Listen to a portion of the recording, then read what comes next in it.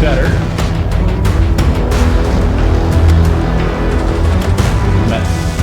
Not better.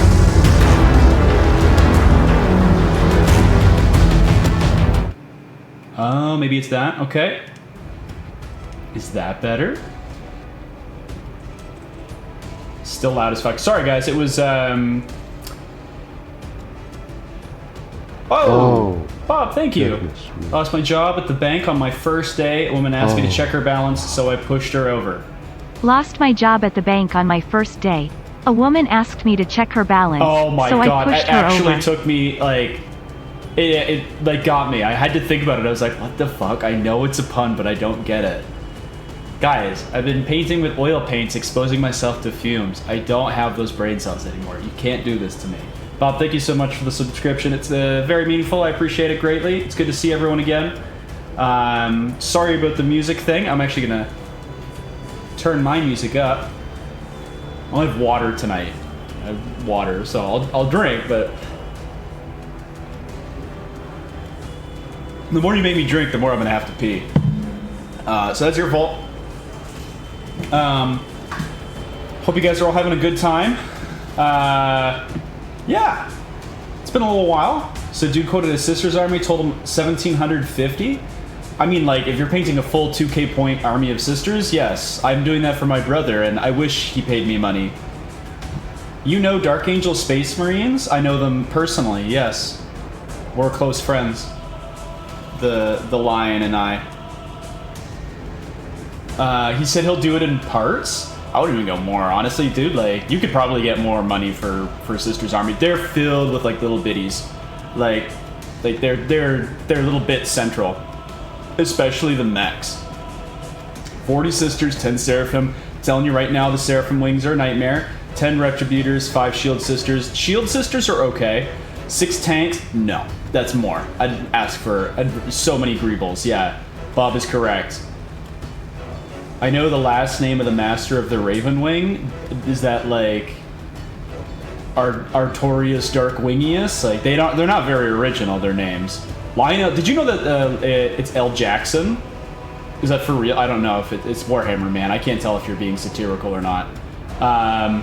Did you know that Lionel Johnson, though, is like a direct reference to like a gay civil rights leader in Britain? Who was popular like in the 80s and 90s. I'm working up my confidence. By the way, let me know if the stream is like glitchy or anything like that. I had to switch to my CPU. And if it starts dropping frames, just let me know. Or like starts cutting me off.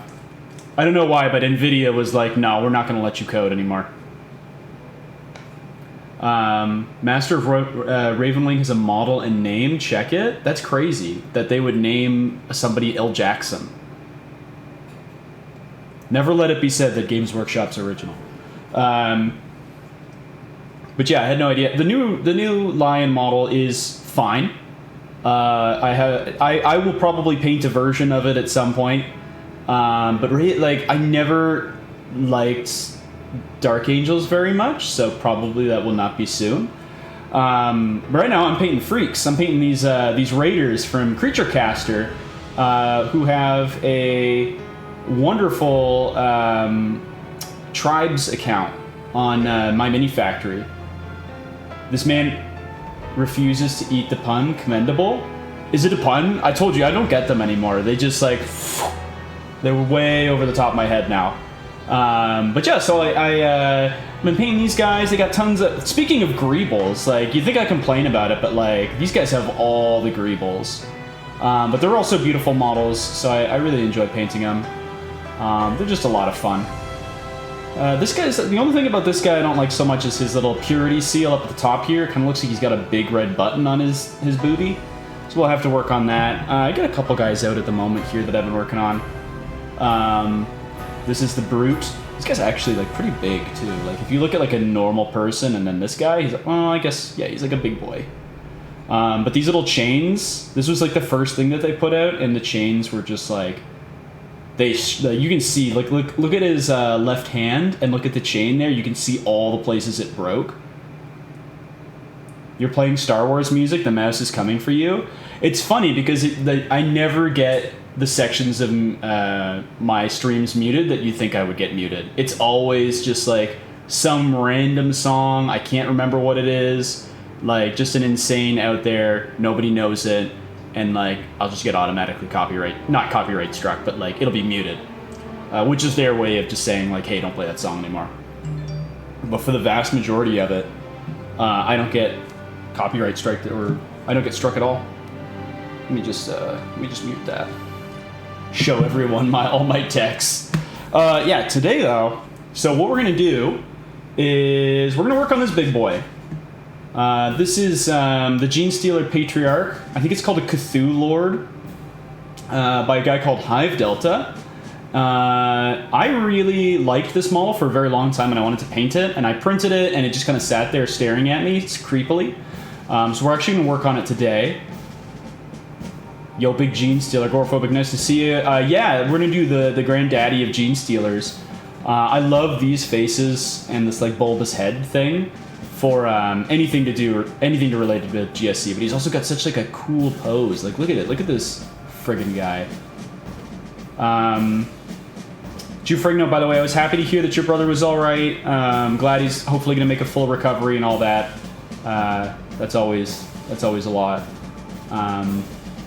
Not that is usual, but glad to hear that he's doing well.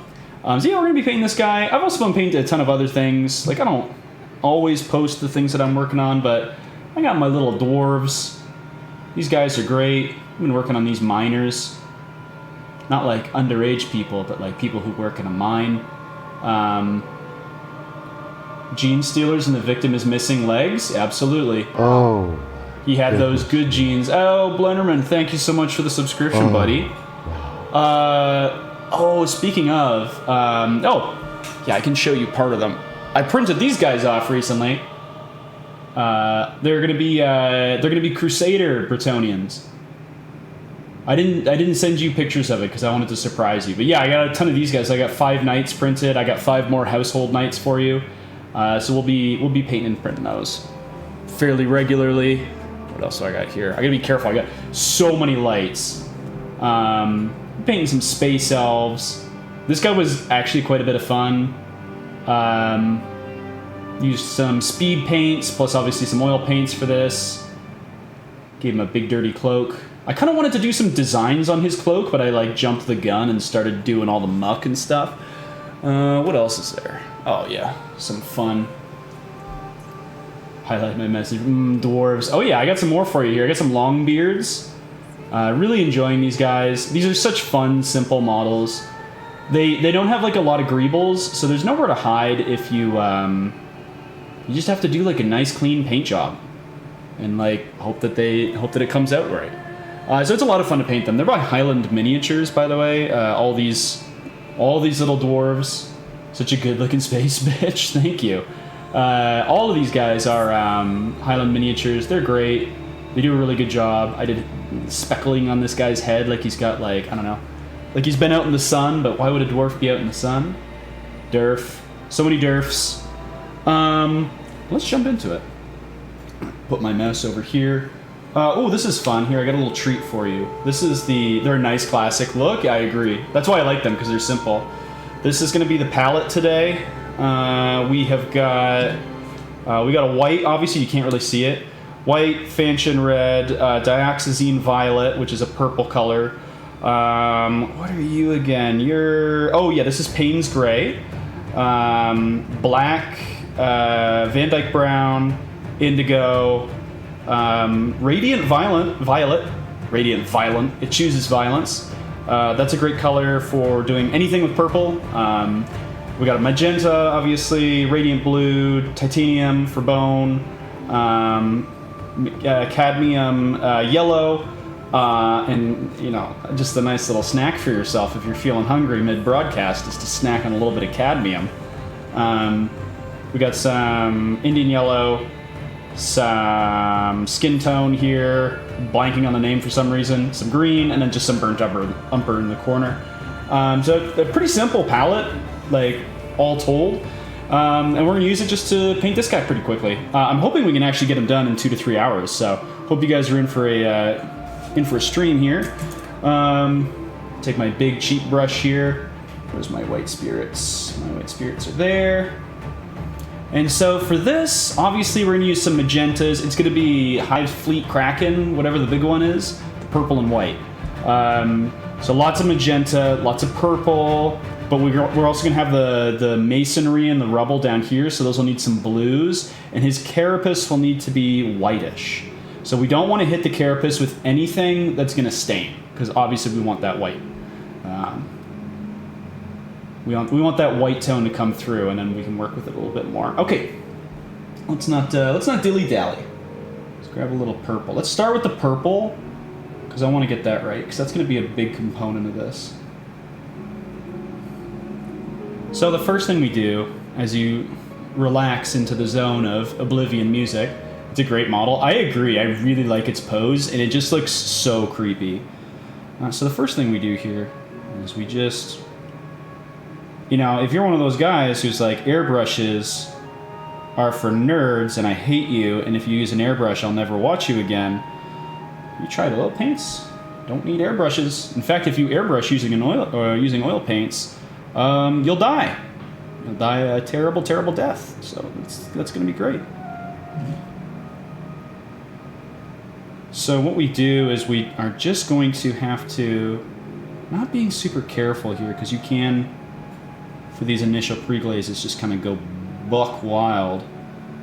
We're just going to get his big carapace on his back. Kind of get all over there. You can see he's holding a guardsman here, so we will need to pay a little bit of attention to the guardsman. I'm going to give him red claws. I watched a Vince Venturella video, as is my wont before I start streaming or anything like that, and he did them with red claws, and I really liked the look. Not like crazy, like super duper red, but just a very nice saturated red tone for their claws, and it's a great look, I think. What's everyone been working on? What's our Jew Ferrigno's been cranking out armies, but whoa. Wait, Chuck, you've been painting a lot, actually. You've been painting the little guys. And Battlemech. Hey, Blendon, how's it going? It's good to see you. We're working on some genies, some Genestealers. I don't know why I called him Genie. You think his name is Genie? Genie the Genestealer?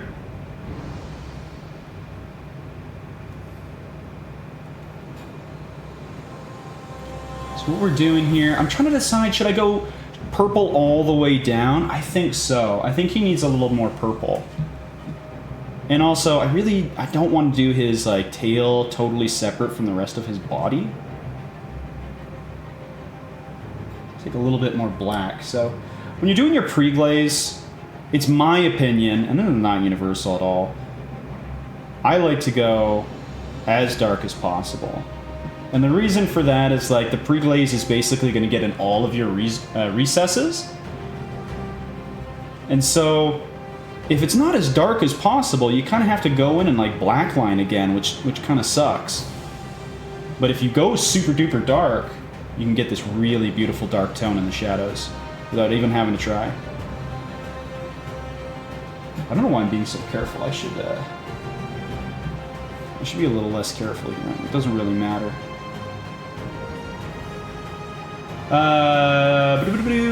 Is that almost Tyrannid? Almost Tyrannid looking? He is a Genestealer, yeah. So he's gonna be a Patriarch. I don't collect Genestealers, but I love them. Oh, sorry, not Genestealer. Genestealer cults, but I do love them. I think they're beautiful models, and I've always loved the idea of these like, basically like uprisings, these cults that live in imperial cities, and they're like, yeah, the Imperium sucks. And they think they have it all figured out, and then, you know, they worship alien space bugs. Is that a contrast paint? No, these are oil paints, actually. So I do have a ton of speed and contrast paints, and I do love them. But especially recently, I've been trying to really up my ability to work in oil paints completely, so like start to finish, because I find it's just a much simpler way to work, if that makes any sense, rather than having to switch from oils to contrast to acrylics for details. Yeah, it's always oils now. They work in very different ways, but they actually are just very, very, very quick, which is why I like them. And I don't know, it's fun to, they're very fun to play with. I tried using acrylics again recently, and what I found was like, those are very unforgiving paints. Like if you screw up, you're spending like an hour or two fixing what you screwed up. With oil paints, it's I don't know, it's harder to get the same. That's cool, never seen oils used before. Well, I mean, the granddaddy of oils is James Wapple, who goes by Wapelius on Twitch, and he does an amazing job. He's great for learning, but I can try to hit you with the basics here, which is essentially you throw down a bunch of paint, you wipe a little bit of it off, and then you do a bunch of detailing. Assembling the last Blood Angel for this job, nice. Once they're painted, I can start my Raven's Guard. Cool. Is the Raven's Guard yours, or is it a commission? I gotta say, commission work, I don't know, it's not for me, I think. It's such a great way to make money, but like, I was watching a documentary recently that was talking about like motivation, and oh, Chapman, it's nice to see you. How you doing? And anyways, sorry, this documentary was sort of talking about like human motivation, and it was really fascinating because what research shows is people are I can summarize it really quickly. People are very not motivated by money.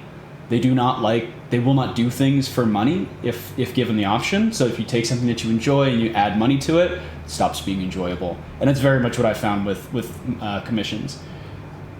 Oh, hey, coming from Hogtown, your minis look stunning. Thank you so much, Jazz, man, and thanks for coming in. It's lovely to have you. I feel like a lot of the time I'm posting stuff there, and I'm like, oh, like, it's really, and people have questions, and it's always really hard to describe the way that I work. And so I was like, oh, maybe someone would be curious to come. So thank you for joining. Tommy would never make any money doing commissions because does it for free. I've literally painted my brother an entire Bretonnian army for free. Like an idiot. It's so much work, and I'm still doing it. But they do look very nice, so I'm quite happy with that. So let's take a look at this. So we obviously got his body here, which is going to be a lot of like white and magenta. Just Yamaka. I'm very money driven. I mean, yeah, I can totally understand that. A lot of people get a lot of joy from it, and it's like, it's the money that just makes it a little bit extra for them. But for me, it's the opposite. I need more peasants, and my knights must be reprinted. Your knights have been, I showed you, your knights have been slightly reprinted. You got 10 more on the way. I'm dilly-dallying here. Where's my magenta? Let's grab this. So I'm going to take some magenta, and I'm going to take some burnt umber, and I'm going to make this like, I don't know, I'm just going to show you what it's going to look like. This is what it's going to look like. And the thing with magenta is it looks like I'm ruining this model, right? But magenta has all the sticking power of like an anti-Spider-Man.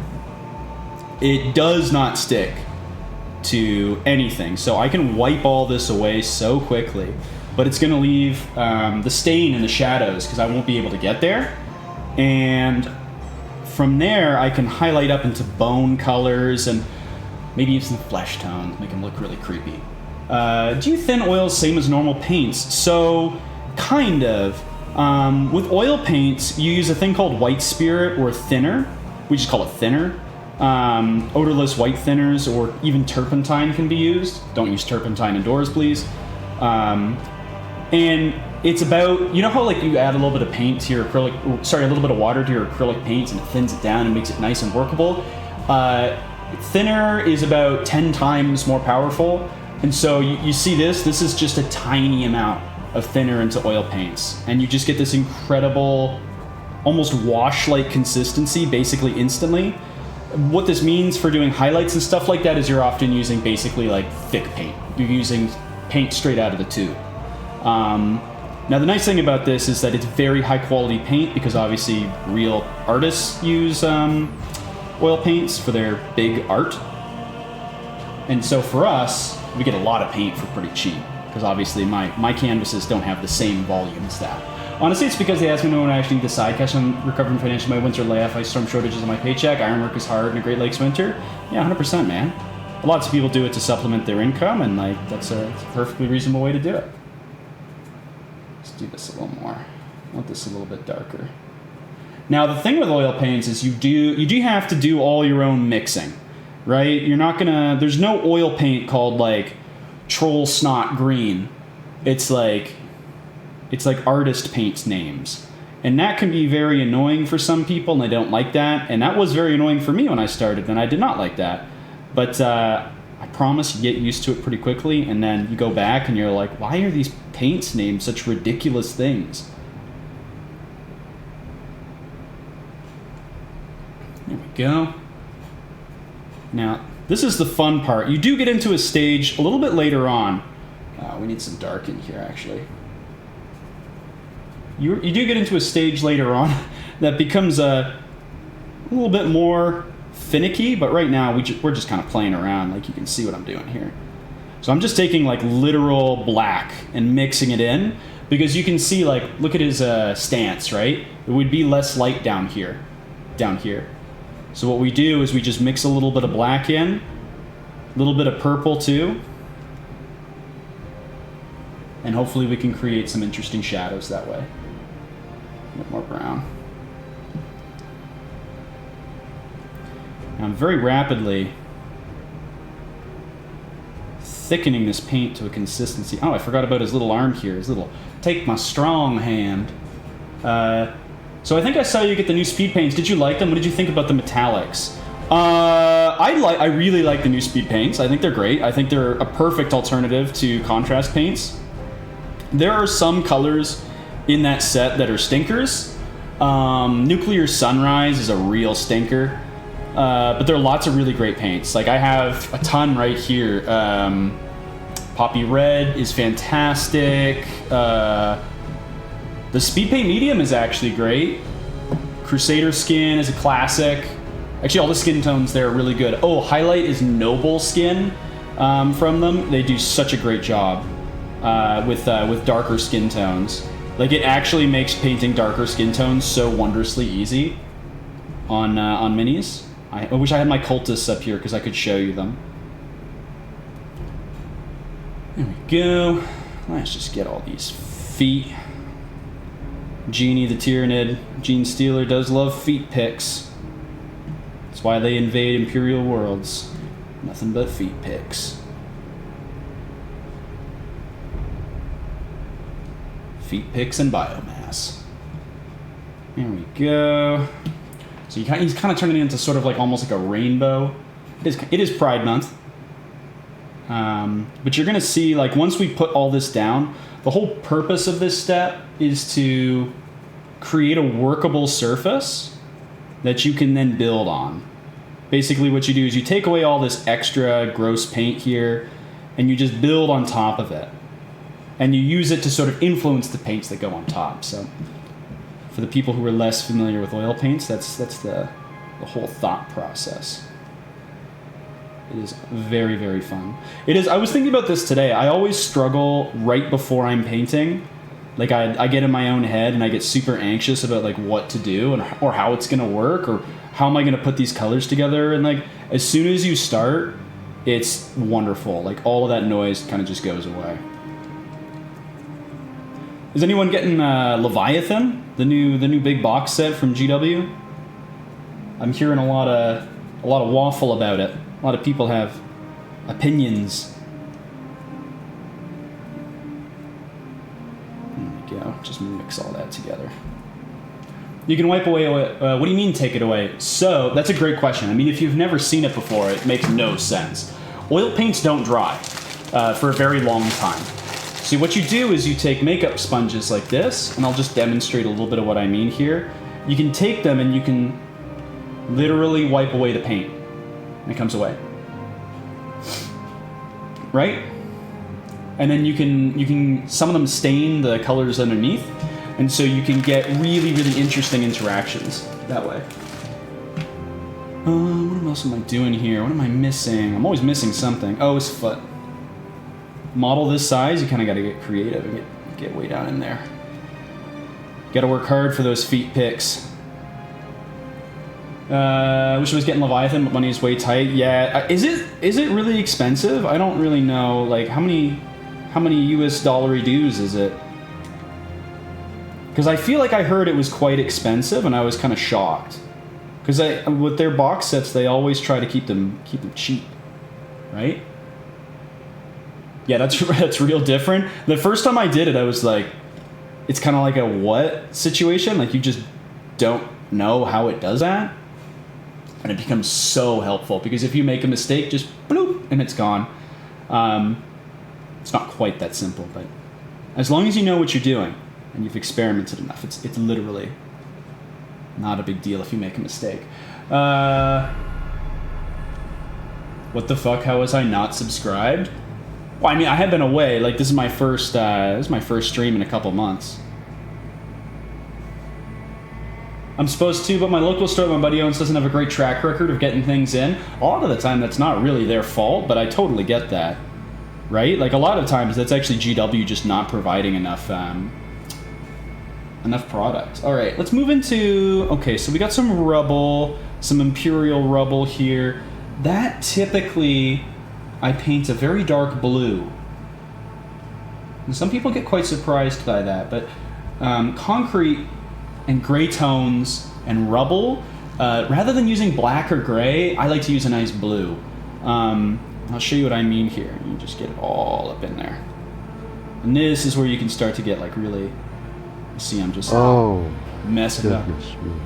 Who's gonna say it's an error? Thank you so much, man. I appreciate it.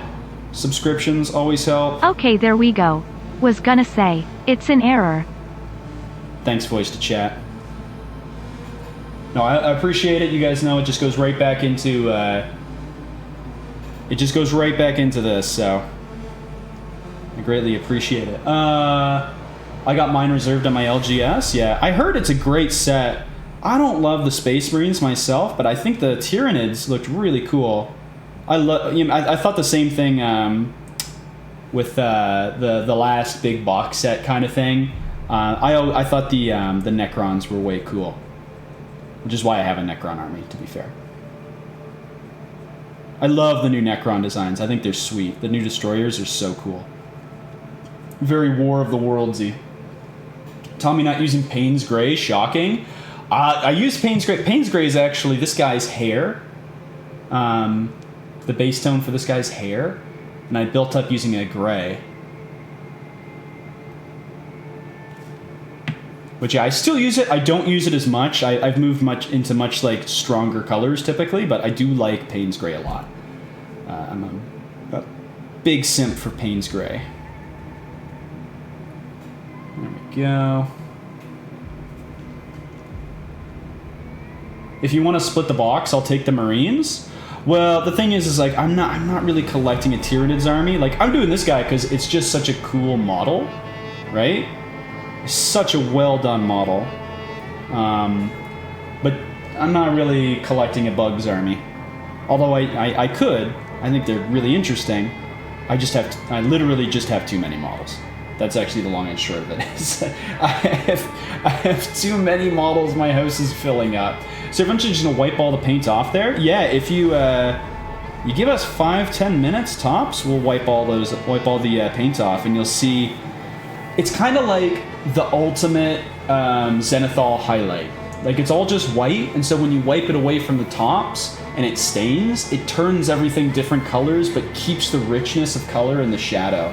And I just think it's wonderful. It's a really, really, really cool feeling when it happens. Still kind of feels like magic, even after all this time. Yeah, let's just get this all in here.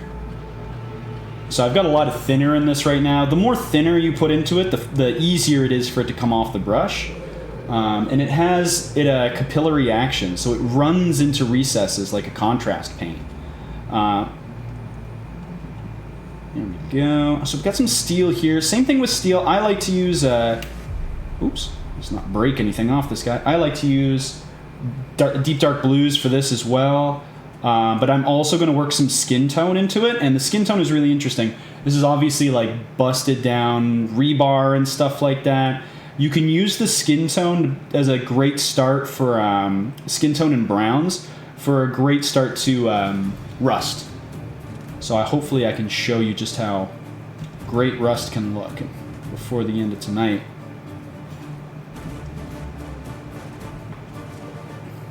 I know, yeah, so I would normally love to, Frigno, but it's a lot of money by the sounds of it, and I'm just not all that interested, unfortunately.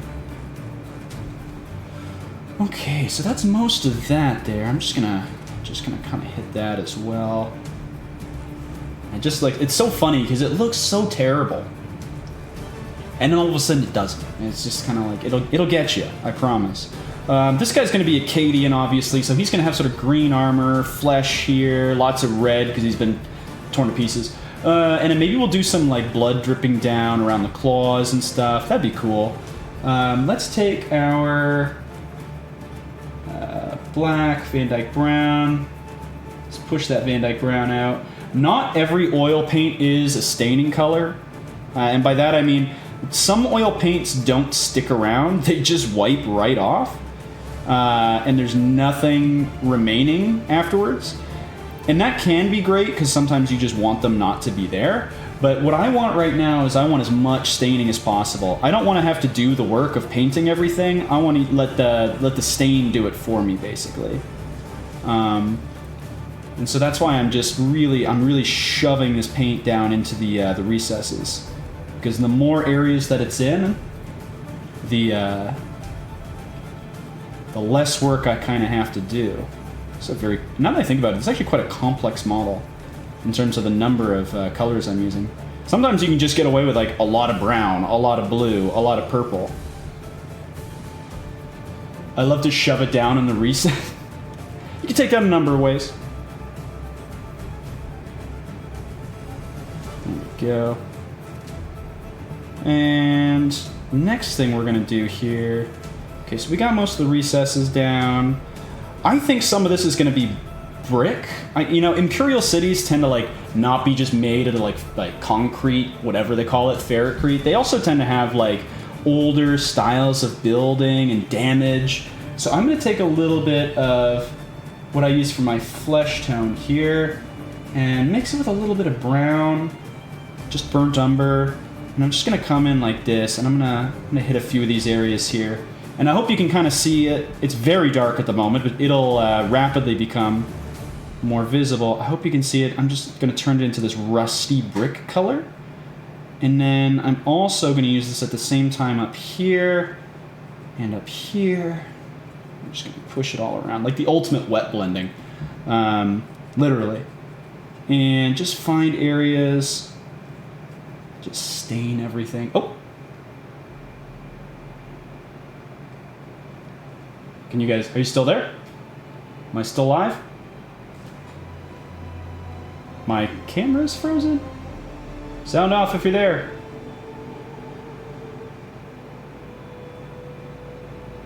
Yes? Okay, it's just my camera. 1 second. Yeah, I don't know why, all of a sudden it's... Yeah, it's still live, good to know. Here, give me 1 sec. My camera froze and I don't know why. Capture device, properties, yeah. Camblink 4K. Oh. Let's go to Logitech Brio. And Camblink 4K. There it is. Sorry about that. I have no idea why it just suddenly like locked up.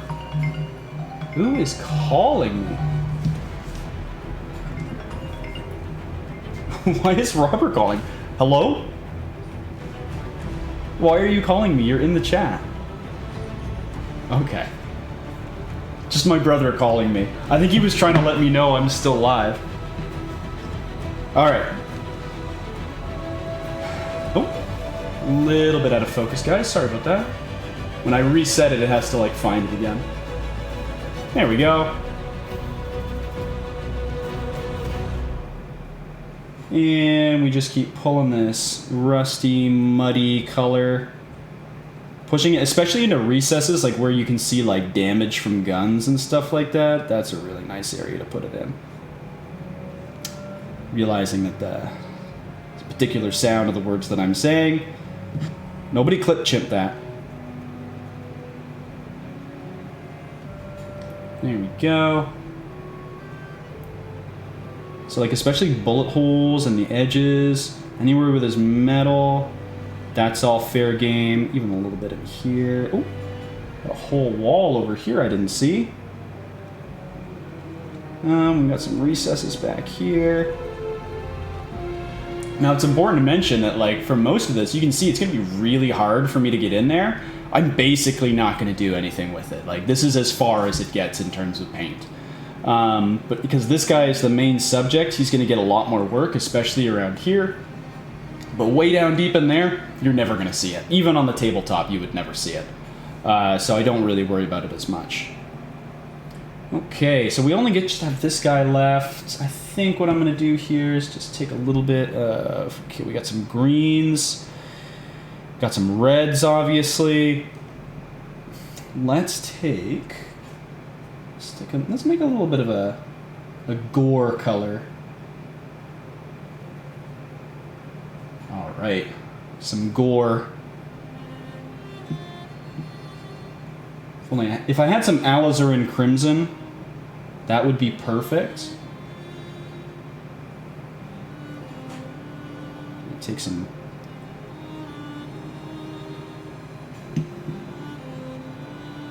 There, and usually in gore there's some purple, so we're going to take some purple, especially with guts and stuff like that hanging out. A little bit more purple here. Yeah, really just work it in there. Now we got to remember that this is the last thing that we're kind of painting here. And in that case, it means it's the last paint that we should remove. We want to give it time to stain, basically. Let's get up here as well. Just get those claws, make the face in there. And then let's grab some dark reddish brown. Mix that in. So the longer you let this paint set, the deeper, darker, nastier the stain will be, which is what I like to paint off of. Which sometimes means I struggle to get good highlights, to be fair. It's not all sunshine and rainbows. Most of the time, though. Works out pretty well. I'll wipe some stuff off with my finger. There we go.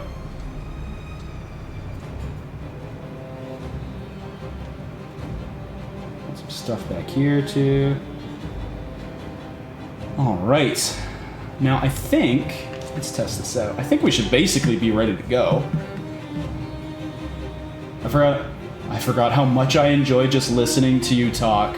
My girlfriend would disagree. Let's just see what's going on here. Oh, yeah, baby. Oh, that's perfect. Look at that. I love that because magenta is such a great color for like nasty Cthulhu monsters because it's like the ultimate flesh tone.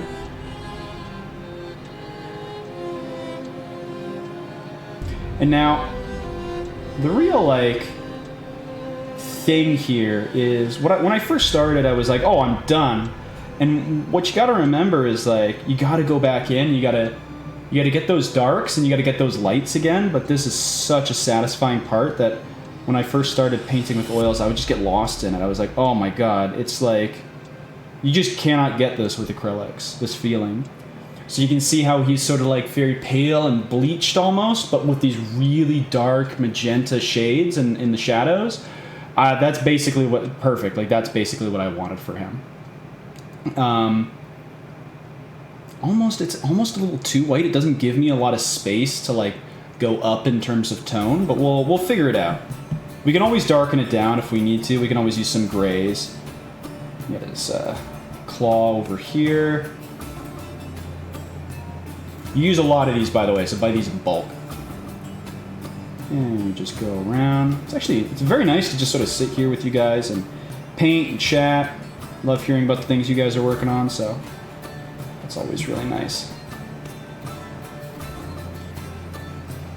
The worst part I always found about streaming was like both the time it requires to prep, but also like there's just a lot of anxiety about like, what am I gonna paint? What is it gonna look like? And the nice thing about especially this model is like it's kind of a journey of discovery. Like I've never really painted any Tyranids. I don't really know what's gonna work and what's not gonna work, but we're just gonna do it and we're gonna figure it out as we go. So there we go. We got his little arm there, his strong hand.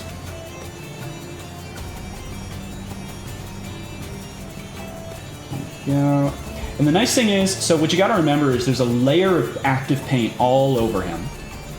And what that means is that we can always blend. If we don't like something, if something looks a little too harsh, we can always mix in additional colors and fix it. Or we can simply remove the paint entirely if we really dislike it. Imagine streaming is stressful. Glad you're taking care of yourself. It is very stressful, but you know when you choose to come back to it and you make it your choice, that's a really nice feeling. Like I said, when you make something work, it's less enjoyable, I find. But I did always like streaming. It's just very difficult with a lot of my current responsibilities and stuff to just like carve out that time. And the last thing you want to do is feel like you're letting your viewers down. There we go. Okay, so here we go. Here's the big sort of Tyranid look, which is that classic, sort of, I don't know what to call it, clamshell carapace. It was wordy, but that's what we're going to go with. So what we're going to do is just come around here. We're just going to focus on the edges, because that's really where a lot of this comes from, I've noticed, is like they tend to leave the center of the carapace very dark. And I'm fine with that for the record. Like, I think that's smart, because it means you have to paint less. I'm getting paint all over my hands, though. Good golly.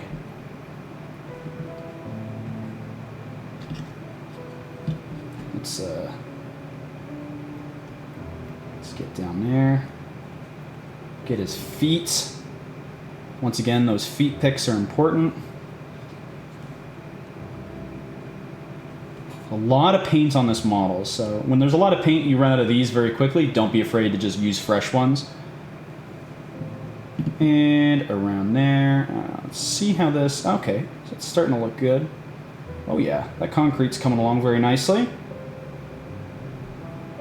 I'm actually just gonna sort of start dabbing that. Right? Just like it's 2015, you gotta dab.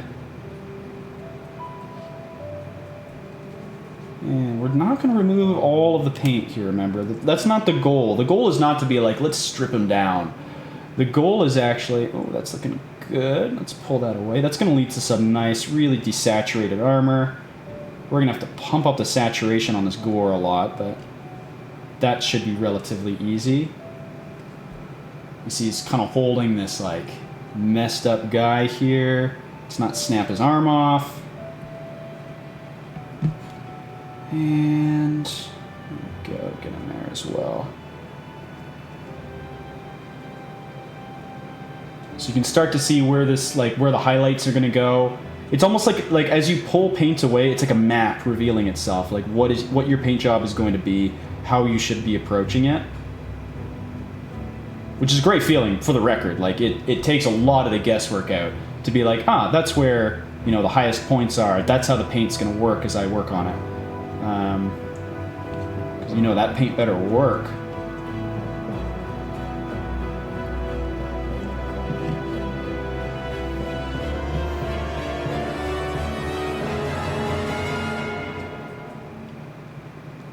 There we go. So we do have some really like hidden recesses in here that we need to get to. And that can be quite difficult, especially on a model like this. What I like to do is just like really literally just like shove the sponge in there. That's what I like, shoving sponges. Not doing myself any favor. Oh, we got some Dune music playing right now. Hell yeah. I'm definitely not going to get copy struck for that. There we go. Also, remember that, like, his feet wouldn't be clean. Like, he's crawling through rubble, like clearly doing some damage to people. Like, his feet wouldn't be that clean. You don't need to worry about everything being, speaking to myself mostly at this point, you don't need to worry about everything being super sort of like spotless. It's not a kitchen, right? Like, it doesn't need to be spotless. These are creatures running around in ruins. Just gonna really do that. And you can kind of see in there, like, look at his sort of crotch. Look at his crotch. Look at his crotch right now. You can kind of see in there how, like, there's lots of active paint, but look at how it contributes to the overall look of the model, right? Like, if you want brights, you've got to have darks. Not everything needs to be every metal style. Not everything needs a highlight. You can work with what the actual composition is giving you. It's like mini painting magic. Like, the thing is like, if I was a less crazy person, like, I'd be like, this is great. I'm gonna paint some eyes. I'm gonna throw him on the table. This is what the model is gonna look like on the table, right? That looks like a Patriarch. Like, you're good to go. Right-sized base for Patriarch too. So you really don't need to worry all that much about it. But it's obviously a great model, and I kind of want to do it justice. So I'm gonna work on it for several hours. Let's really just push that back in there. Now, the other thing you can do is, because that oil paint is all still working, what you can do is, rather than remove it and then paint, which is like what I like to do for areas where I need highlights or brights, you can just sort of paint over top of it and create a mixture of the paint that you're working on top of. And that is just as valid. Like, that'll create a really nice shadow tone.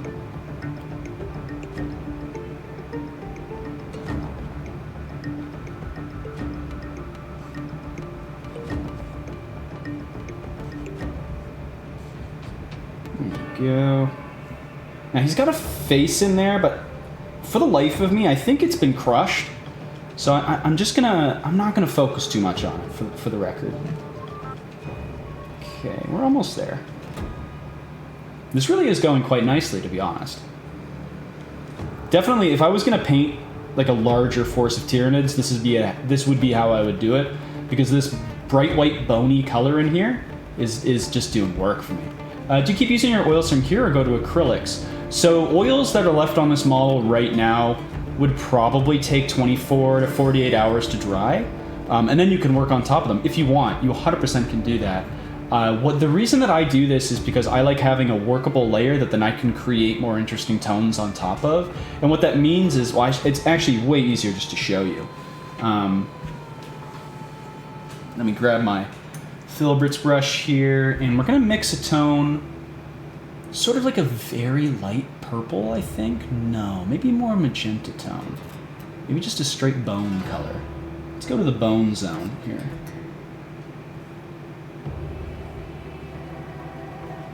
Yeah, that's kind of it. It's a very, very sort of, well, let's do it a touch of purple. Okay, we need a little bit more white. We're going to need a lot more bone. Clean our brush. And again, a little bit more purple. I'm just mixing my my shades here on my palette. A little bit more white. And let's see how that works. So we're going to hold it up to, okay, so it's really hard to tell what from your palette is going to look like on your model. So hold your brush up to it and sort of go like, does that work? And I think that works. And you want as little paint on your brush as possible at this point. So let's fold it back here. It's a lot of paint. Let's clean a little bit of that off.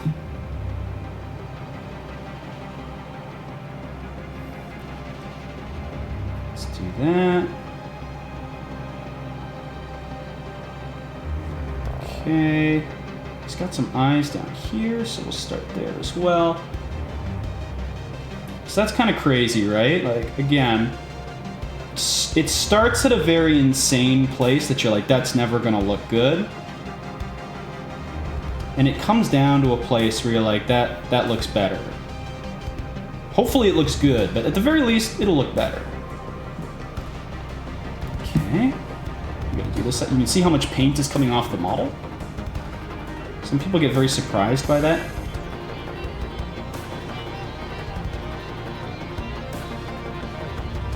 But what I really want for these tentacles here is for them to turn very, very dark purple near their bottom. Which I think is going to look really, really neat. But you can see here, just by lightly... Oh, that's still some very active paint in his neck. So just by lightly brushing all over, you really do start to get a lot of that detail popping out. Let's continue the trend here. I'm just going to grab a little bit more. And where's another area that you could probably see this really easily? So his head is going to come back, but he's going to get a lot darker back here because he's going to have that brain juice back there. Whatever Tyranids use. And let's just get this shoulder. This would be really bright. And I'm basically dry brushing. If this were acrylic paint, you would be like, that's dry brushing. But remember that all of the paint is still wet. It's still active, it can be blended, it can be pushed, it can be pulled. So when we're working with oil paints, we really want to less imagine layers of paint going down. We want to more imagine that we're sort of, this is our canvas and we're just adding to it. And we're adding very small amounts. If you add way too much paint, it does not go well, it looks terrible, you will cry. So this is like a tiny, tiny amount of unthinned paint. When we want to clean our brush, we do that. We get a nice little wedge shape.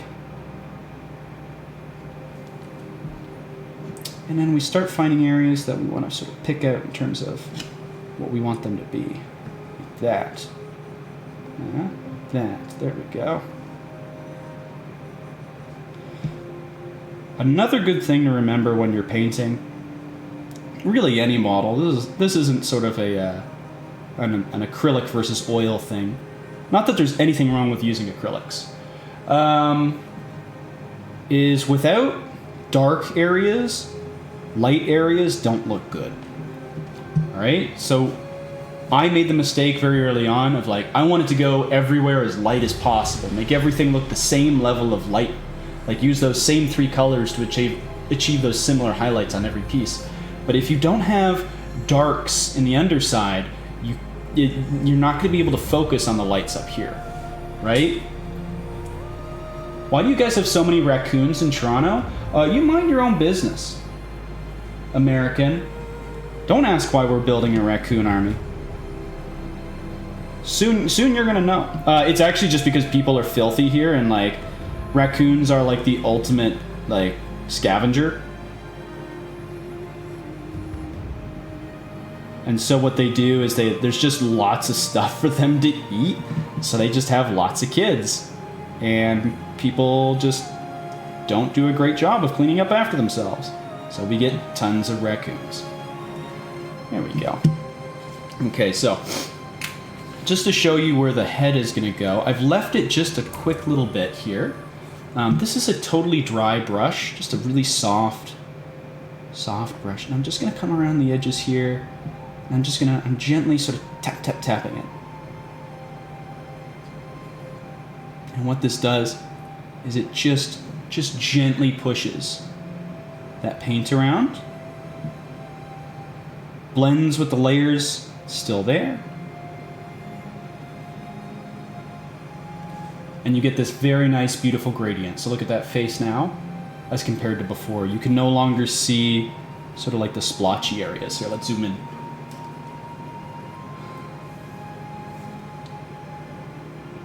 There we go. So that's what it looks like.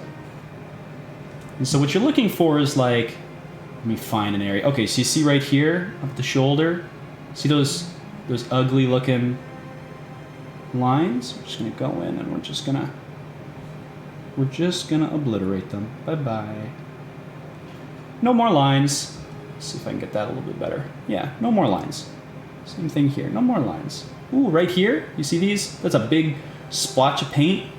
That's actually, we're gonna come in here and I'm just gonna push that around. No more. And I'm not even removing it. What I'm doing is just sort of like pushing it around the surface. And it blends with everything. And because it's obviously an oil, it has those sort of like oily properties. It likes to settle down. Oil paint, just wants to settle down and raise a family. That's what it wants. it doesn't actually want to remain as brush strokes. Okay, that looks pretty good. Oh, look, Squidward. Tight up on Squidward's face. Let's move that back a little bit. Let's just spin him. Over here, we got a little bit too. Okay, actually, what I was doing was demonstrating, but I completely forgot. I have to actually finish highlighting here. And this is funny, because this color that I'm using is actually a very, very, very sort of light purplish brown. It's not actually pure white. Whenever you're painting, and I think this goes for acrylics, whenever, never use pure white. Whatever color you think is pure white is actually not. Pure white just so rarely appears in nature or anywhere, and it doesn't look very good when it does. So use things like very bright yellows, or create sort of like interesting mixtures like I'm doing here. Like try to find color wherever you can.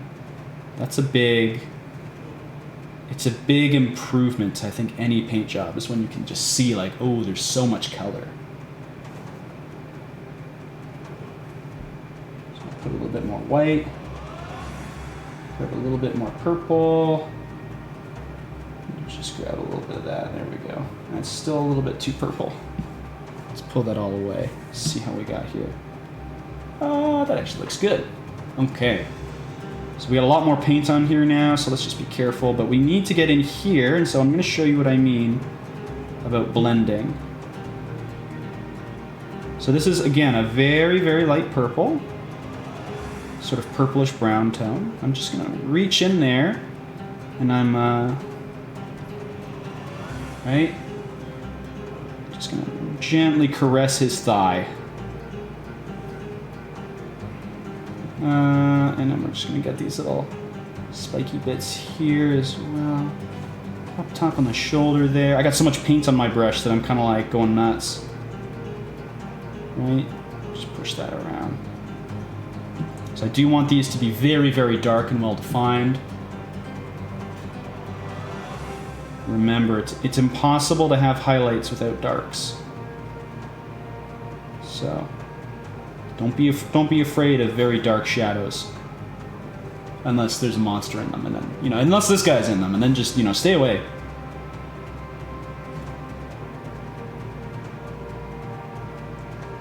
That was this guy talking for a second. He's like, no, the dark shadows, they're good. Come in.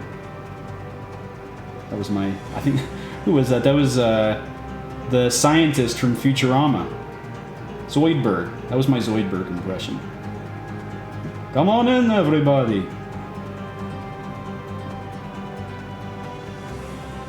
There we go. Let's get these tendons and stuff.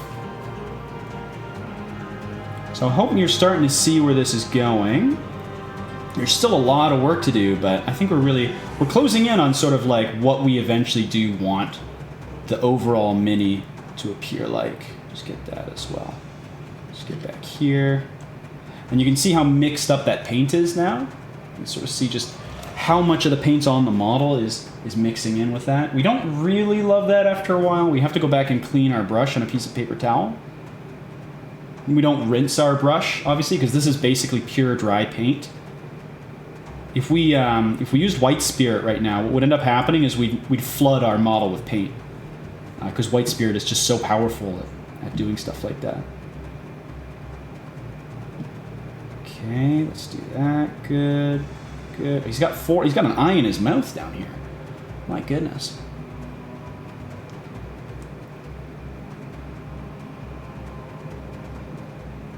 Get that knee. We're gonna need to get in here as well. So what I'm doing is just what I'm doing is called blind blending. I can't really see what's going on back there, but I know that it should be a little bit of a lighter color, so I'm just using the whole brush and just sort of fiddling around back there, just to create these blends. Much less of an heavy metal style. I'm just sort of fucking around. Okay. Now that's good. But obviously we need two things. We need his shell to be much darker in like a long line up this way. And down here like that. This is okay. So I think what I'm going to do here is I'm going to take some Radiant Violet, which is a very sort of bright pastel purple color. So you can see this is way too bright, right? I'm going to take a little bit Dioxazine purple and some blue to desaturate it. Just make it a much lighter color, or sorry, much less pastel color.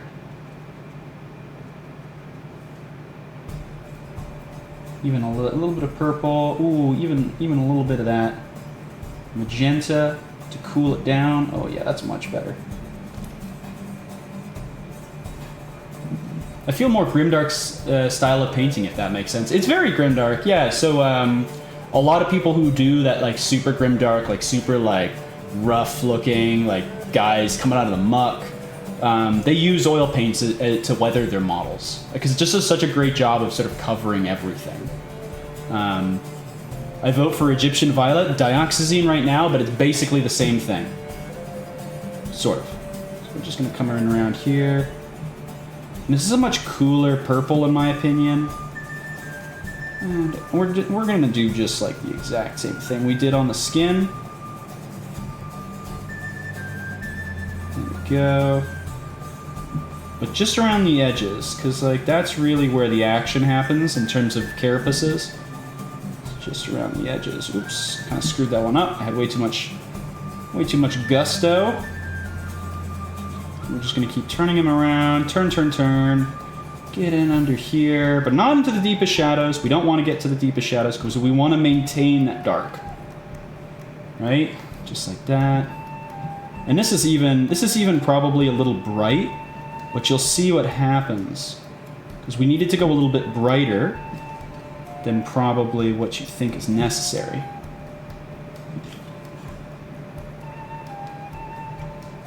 Egyptian Violet, by the way, for people who don't know, is just a really great purple stain color. It's very rich. Not so much a royal purple, but just a true dark violet. It's very nice. A classic James Wapple. There we go. And we will definitely need... Forgive me. Had a tickle in my throat. Chug some water.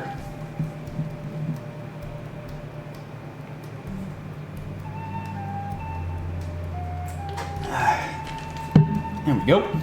We're definitely going to need to darken this down a little bit after this, but we can survive.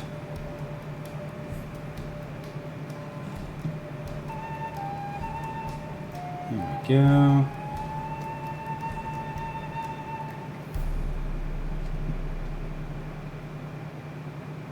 So we're going to take this up. We're going to make this all much more, much cleaner looking, but it's got to look ugly before it looks good, right? And that's basic. I think that's basically a lesson for any model that you're working on. There's always an ugly phase. There's always something that you're like, oh, I should give up. Just push through it. You'll be all right.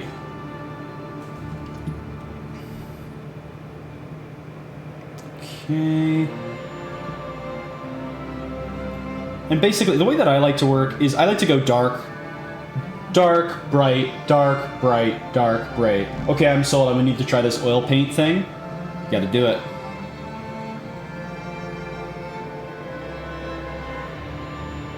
Yeah, so I like to go dark, bright, dark, bright, dark, bright. Basically, focus on those highlights, switch directions, focus on those darks. Switch directions kind of thing, like go back and forth and find that sort of happy medium in terms of contrast. Okay, where's my brush? Where's my brushy brush? Oh, we got a little bit there, that's fine. Just blend that in. And we're just gonna soften all these. Actually, we should probably do, yeah, we should probably take some darker colors now and blend it in.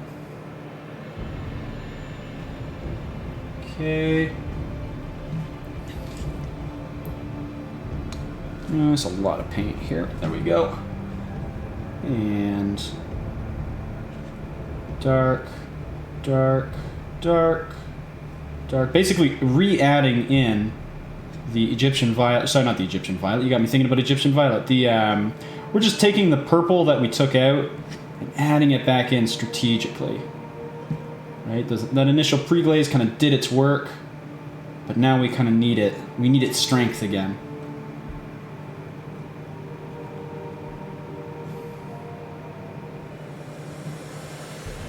Really like how saturated this purple gets.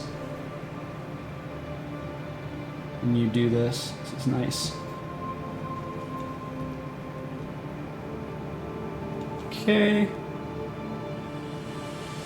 I think what we're gonna need is some like reddish magenta in there. Good thing I have both reds and magenta. Oh, and down here as well would be good. Yeah, let's do that. Okay, let's just take some Fanchon red here. Let's take some magenta, really magentify that. We don't want actual red. We want sort of like a blood purplish red. Something like that. It looks very red, but it's not, I promise.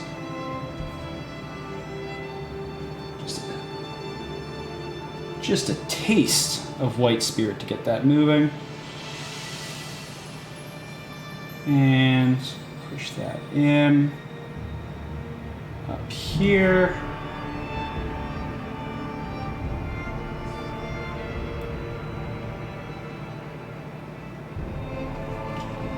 Dang, the music's been good today. Gotten some Dune.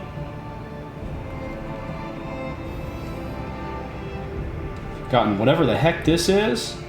I vibe to it. Okay.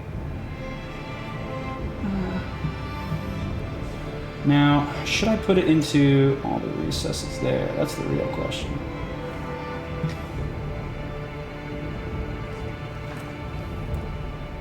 Oh, he's got like a little ridge. How did I miss that? Oh, okay. Let's switch gears here. We're gonna need you. I completely missed that. Wow.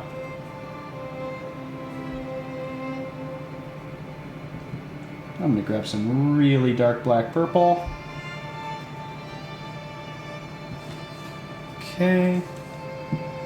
Alright, so his ridge is kind of right here, eh? We need to be careful. Okay.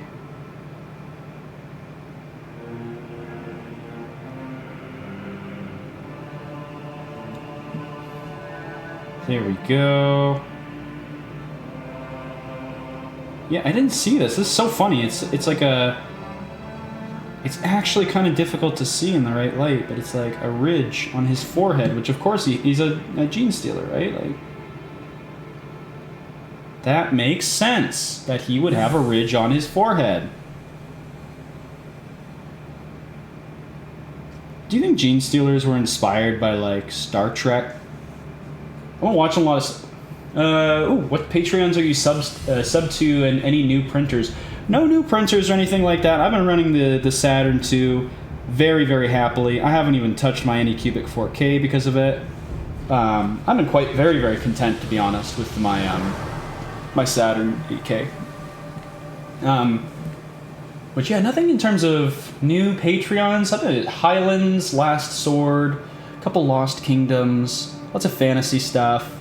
Printed some ogres recently. I got a really nice giant up there that I want to work on. But yeah, I haven't been focusing on like new stuff, but more just like sticking with my classics, sticking with my boys.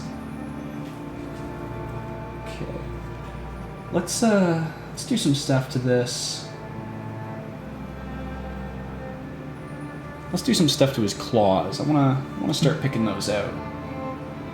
So, claw here. Just gonna use a nice, deep, dark, sort of blood red color. That needs to be a little darker. A wee bit darker, me feels. I'm gonna use a little bit of purple to do that. You see what I mean about try as much as possible to stay away or use sparingly white and black. because like white and black will inherently desaturate your tones, and you kind of don't want that, right? So what white and black will do is just take a color that's like got a lot of life to it and suck that life right out of it. And I guess if you're a Genestealer, maybe that's what you want. But yeah, you really want to, in my opinion, you really, ooh, I just took a bunch of paint off, whoopsie. You really want to avoid that. So let's pick out some more nails here. So what I like to do is I like to use things like dark browns, blues, purples, and avoid using my, you know, my true blacks and stuff like that until I need to get really, really dark. Until I really need to make those shadows, shadows pop.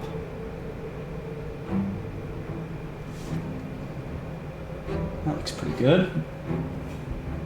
Just using a little bit of white spirit here, just to get this paint moving. No 12K in your future? No, I don't really think so, unfortunately. Unless my printers were to break or something like that, but I don't think they will. Fingers crossed, knock on wood. Let's get really close here. So the longer you work in this style, like the further you get into your paint job, the more and more precise you get, right? You start kind of just hitting everything, being like wild and free. And as you get further and further into this process, you kind of want to start becoming more and more precise. It's not that you can't fix any issues you run into. Fixing issues with oil paint is, in my opinion, a lot faster than fixing oils with acrylic, or sorry, fixing issues with acrylics. But you do want to start being careful. You want to start paying attention to where you're putting tones. You want to start paying attention to building highlights in certain areas, being much neater.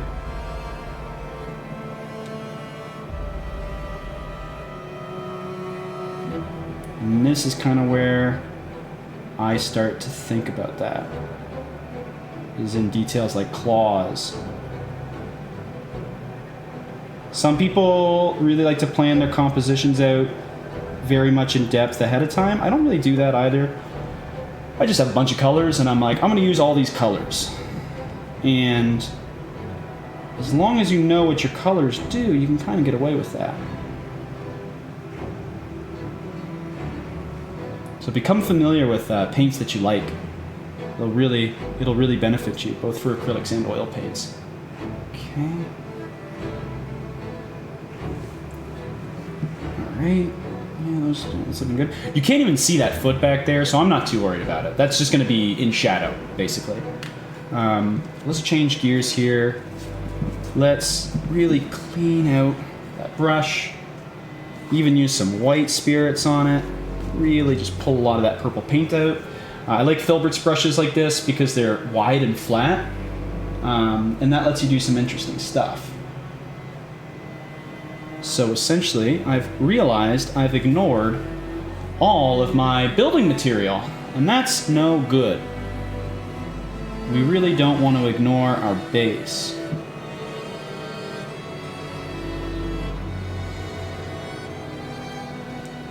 And so we just come in here, and we're just going to touch up the concrete along any edges. Remember, we're being neat at this point. We don't want to touch areas that we've already painted. Sometimes it's fine, we can always fix it, but we want to pay more attention just to the concrete here. We've got a little bit too much paint, we just pull off a little bit of it, and we're just very gently rubbing the edge of our brush against any sort of raised edges on the concrete. And so I hope you can really start to see how vibrant that becomes. We're going to fix that in a second. We don't want vibrancy. We don't want it to be too bright that it takes away from the actual dinginess of the scene. Because I don't think he would be standing in fresh rubble. He'd be like after the invasion or something like that. He'd just be like hiding in the shadows. 3 glasses of wine in. I went really hard into the wine last week, so I'm staying fresh and sober tonight. But I'm wishing you the best. My jealousy is great.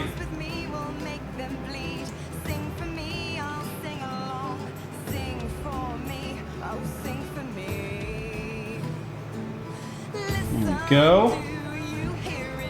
And 3 Belgians in. Ooh, nice. All right.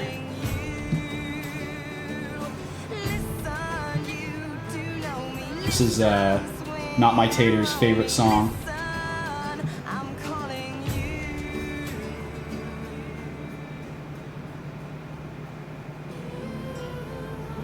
There we go. We just run that up there. Realistically, like, how many people stare at your paint job from the back, right? Like, nobody. So all we're... Oh, okay, here's a good example of how to fix an issue. Okay, you see this little bit of red? We're just gonna pull it. Okay. We can just kind of blend most of it away. We just keep working it. Keep working it. And you're not really erasing it. What you're doing is blending it into the paints that's already present.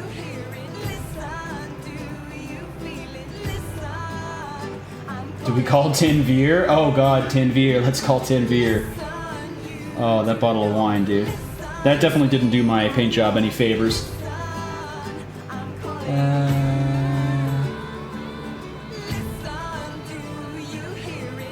There we go. All I'm doing right now is I'm just kind of lightly touching this blue and blending it in. Remember I said we don't want it vibrant? I want it to look like the edges are fresh and damaged, but I don't want everything to look fresh. So what I do is just tap it. Tap, tap, tap.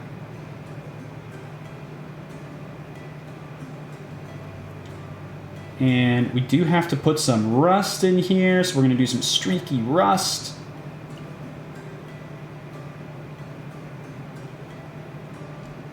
Boxed wine, oh my god. My stomach's already turning. There we go. So remember, we worked on this before.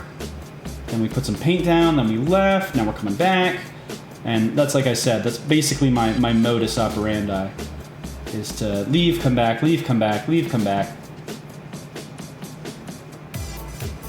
Build the darks, build the lights, blend them together, leave it alone, and then return a little bit later.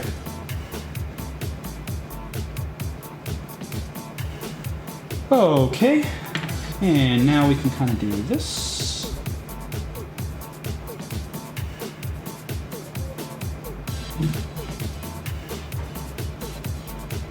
And this is not the brightest that we will go, but it is a good start. I heard wine was bottled long ago until Napoleon was defeated and England made all wine boxed. England did a terrible thing. Not surprising, to be honest, that the British would do this to us. Okay. Alright, now you notice he's got a lot of these little areas here and here. I want to make those a little bit more organic, and so I'm going to take this magenta red mixture, thin it down, and start working it into those recesses.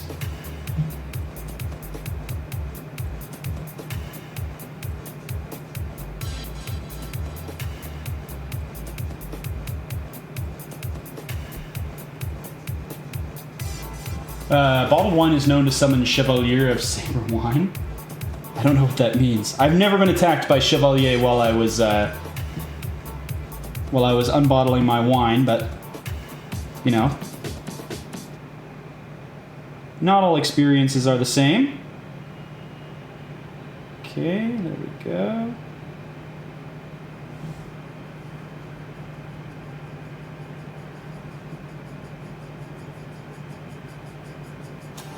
And so because of that capillary action, right, when we use thinner, we got to be really careful.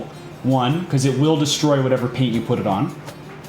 But it kind of does a lot of the work for us. It likes to run into those recesses. Which means on areas like this, you can create very, very, very quick contrast.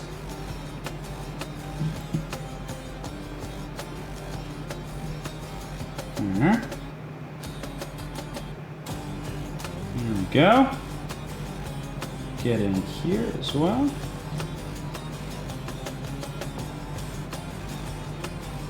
Well, yes, you live in New France. It hasn't been known as New France in quite some time. We changed that. Don't let the Quebecois fool you.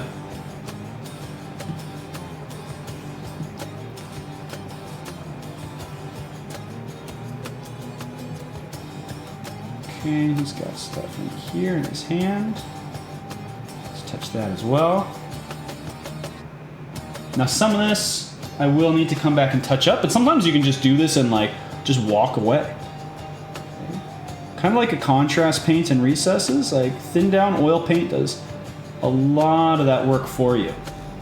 And the nice thing about this is you can see he's kind of got these like bony outcroppings that run into his hands. Lets you know that he's not just like an exoskeleton, he's got some nasty stuff.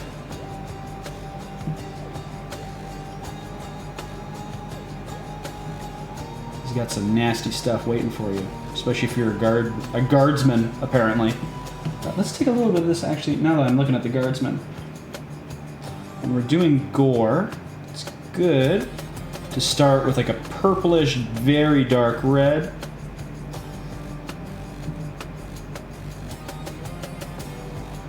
There we go. I'm a Tory, as any long live the king. Ah, yes. There we go. Alright, let's get his armpit. Let's get a little bit in there as well. Remember, we can lay it down. So when you lay down thinned oiled paint, don't blend it immediately.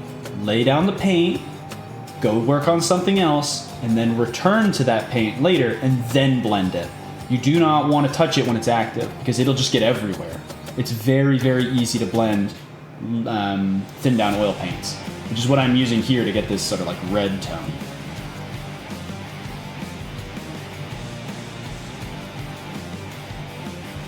There we go. Okay. So next thing, what should we do next here? I think we should do that guardsman's armor and skin, just to let all the paint we've put on this model start to settle down. Oh, and also we should get these bricks. These bricks need to be touched up. I have that paint ready to go though, so I'm not too worried. Here we go.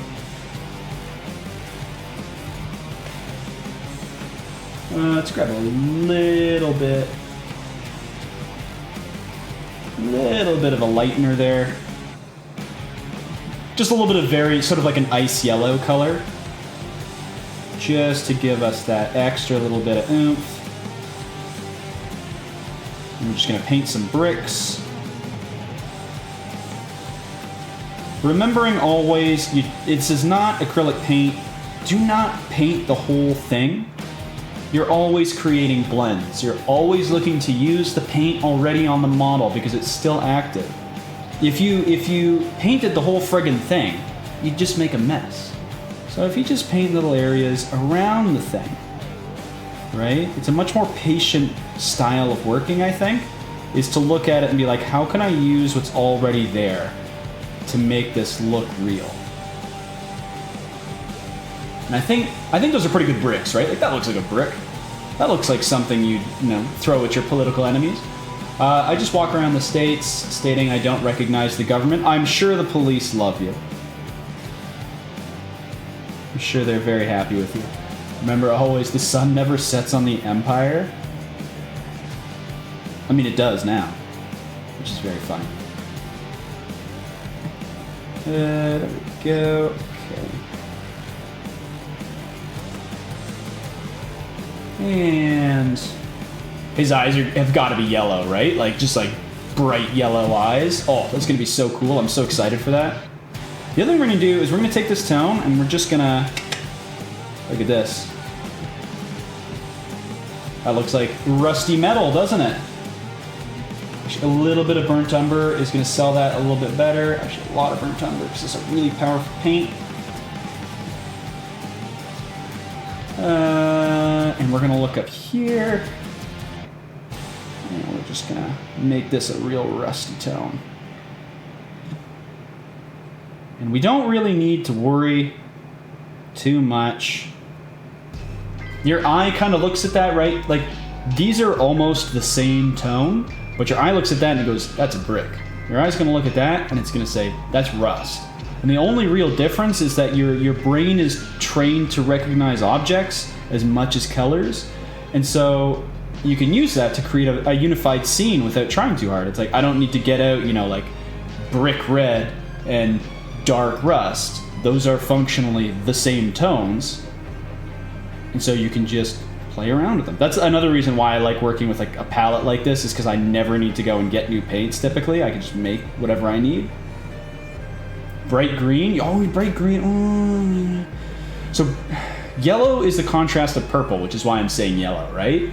Like that's the polar opposite, and so you're gonna get the most contrast out of that, but you can go very bright yellowish green, and I think that would also work really well. We'll see. Maybe I'll start with a little bit of green, and then we'll start to work up into a whitish yellow. That'll work too. I think that's a good idea. Here we go. There's our scene basically done. So the next thing we need to do is we need to get that guardsman's armor. And Cadians have this very distinct greenish brown. Good thing I have a green here. I'm going to try it. I'm going to try this green first. And I'm going to see where it takes us. We don't have a lot of green on this model, so hopefully this looks quite interesting.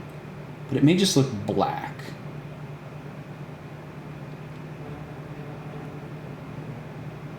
This is an olive green. And it is quite transparent by the looks of it. Maybe too transparent. We'll have to fight it, I think. Did you ever pick up Brilliant Yellow Pale? Yes, it is my fave. It is one of the best paints in my arsenal.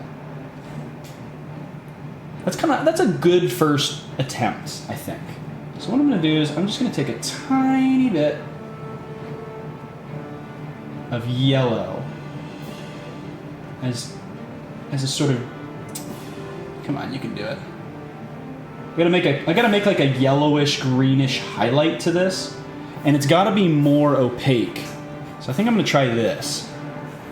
If you consider Biot and Falkland, the sun still never sets, I guess. Yeah. Oh, British something. Yeah.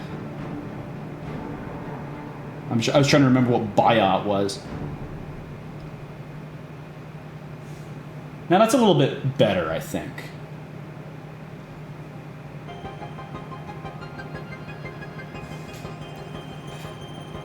Yeah, it's still kind of a grimy color, but we can always touch this up with some highlights, and I think it'll come together fairly nicely. Okay. Now let's get those, let's get that skin tone going. Let's grab a little bit of this. Ooh, what an interesting tone. Oh, this is a great song to run to. This is from Prey, and it's called Everything Is Gonna Be Alright. It's the first song in the game. It's really, really good. I just vibe to it.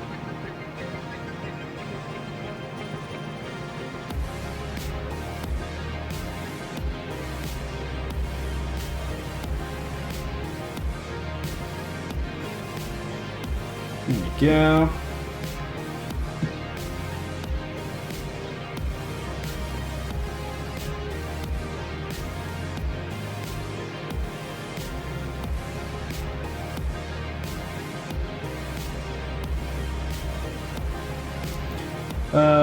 And what I'm going to do is I'm going to take a really rich, like, bloody red, and I'm going to do, like, streaks running down. But I got to do this first. So it's going to look weird for a little bit, but everything looks weird before it looks good. I'm going to have to do some highlights on this.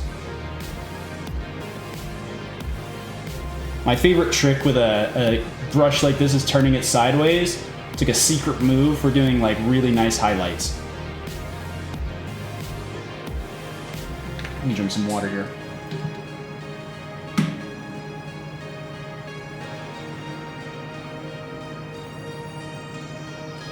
Now, I'm still not loving his shell.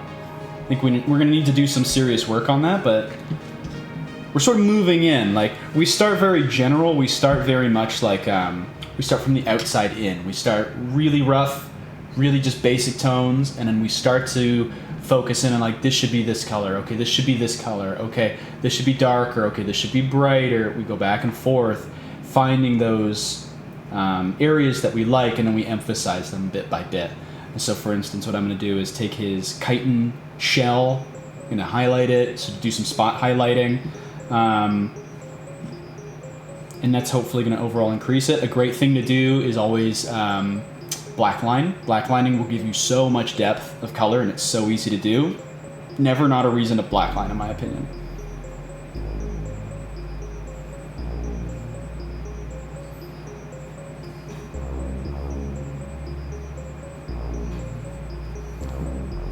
Okay, we're going to take some bone color here and do his sort of like tattered uniform bits.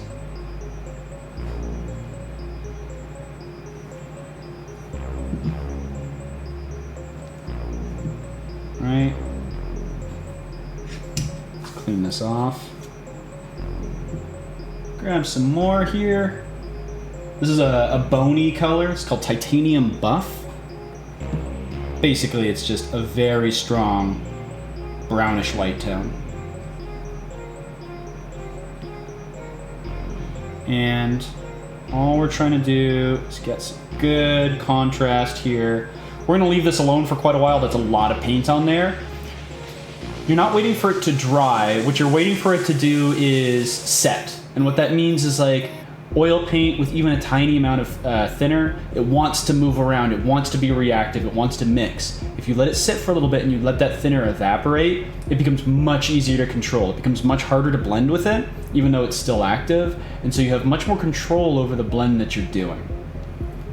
Which is why you notice that it's like skin, shell, base, nails, little man here. You notice how I'm not like focusing on any area till it's done. We go around the model. We focus on big shapes, big tones, lots of time, there's no rush, and then we slowly start to hone in on, like, okay, I want this, okay, I want that, because you've let the paint sit for long enough that it's actually ready to be worked again. Oil paint is finicky like that. So we're gonna leave this alone for now. We're definitely not done with it. Base is pretty close to being more or less done, right? Like, I'm gonna take some pigment powders and stuff when it's dry and work on that, but let's I don't know. Let's wait for a hot second here. Let's do something fun. Let's do something for us. Let's take this cadmium yellow here. Take a tiny bit of green. Right, just thin that right down. All right, let's get way in there. I may block the camera. I'm sorry, guys. I have to get really close to see what I'm doing here, so I'm basically gonna go in. Need more paint on my brush. I'm gonna go in here.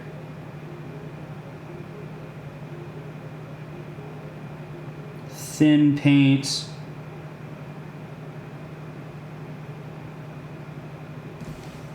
Okay. That's looking a bit better. Yeah, overworking the paint has been my biggest challenge coming from acrylics. Oh, it's mine too. I always get so impatient, and I'm like, I'll just do a little bit more, just do a little bit more, and it breaks my brain. I think if you're gonna be like an oil painter, it's so much, there's so much value to just starting with oils rather than working with acrylics first. It takes so long to unlearn it. Also, Comp Native, thank you so much for joining us. Hope you're doing well. What are you working on tonight? First time chatter, so welcome to the chat.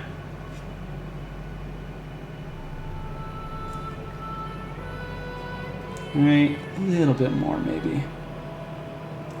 No, we're gonna leave that alone. But there we go. That's the start of his eyes.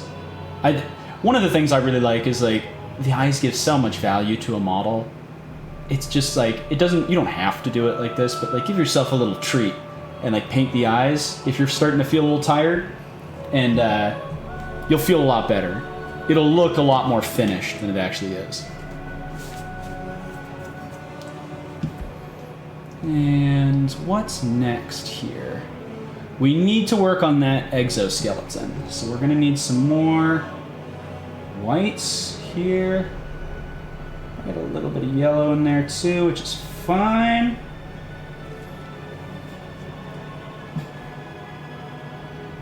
Actually, maybe I should use this. Ooh, actually, maybe I shouldn't use that. It's got a lot of red on it. Painting some cyberpunk troops I printed from Unit 9. Oh, that's cool. I love it when people work on cyberpunk.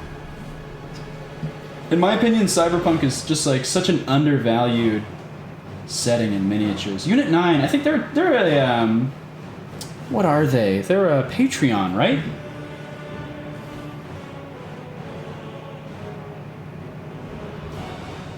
Okay.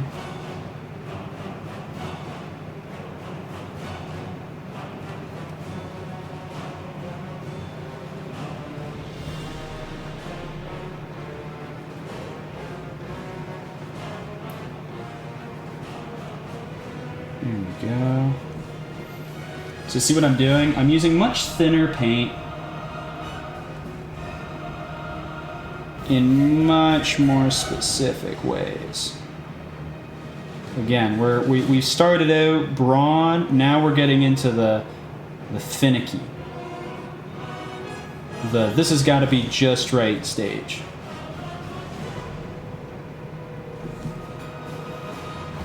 Yeah, I recently got a printer and found them on My Mini Factory. That's awesome. What printer did you get? I'm a big fan of 3D printing. I think it's a really fantastic way to experience the hobby.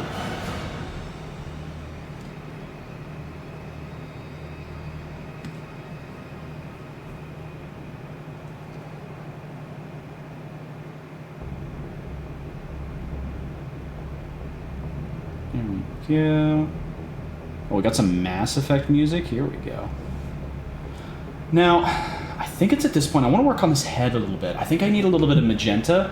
Magenta is such a thin tone that when you work with it, you really almost have to be careful. I'm going to show you what I mean here. It's a really powerful pigment, but it's also extremely, extremely faint. So I'm just going to take it and we're going to magentify an area of his skull. Elegoo Mars 3 Pro, really enjoying it so far. That's a fantastic printer. I got into Elegoo. I had a Frozen for a really long time. And I gotta say, I wish I'd bought an Elegoo machine sooner. Saturn is great, but like any Elegoo machine. I recommend it to people now because it's like... they have much better aftermarket support, in my opinion, which is really important to me.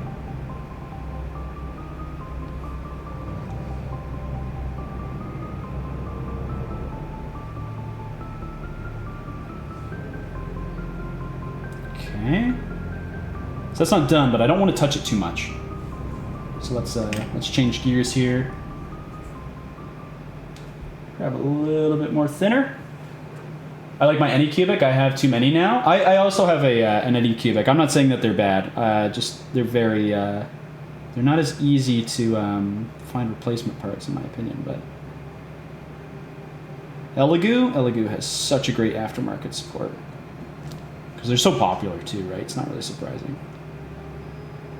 Okay, so we're kind of doing edge highlights here, but mainly what we're trying to say is like we're trying to find the edge of his carapace kind of bit by bit and build up that visual interest where the light would be.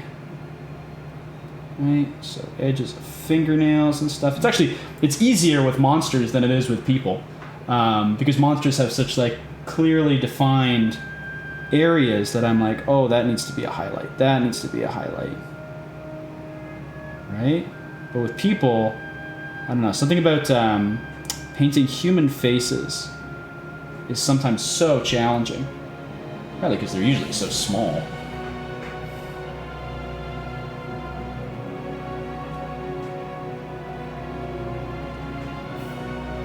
There we go, get that.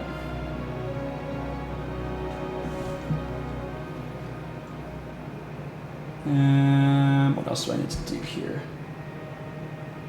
Tiny bit more thinner. And, oh yeah, obviously.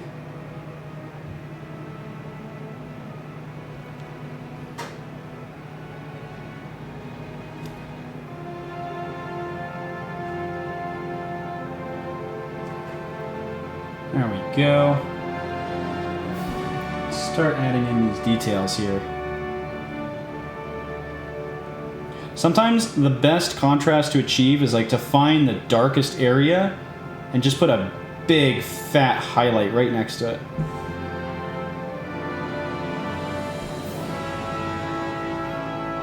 Also remember, if you're working with oils, you are always going to suffer a little bit of mixing.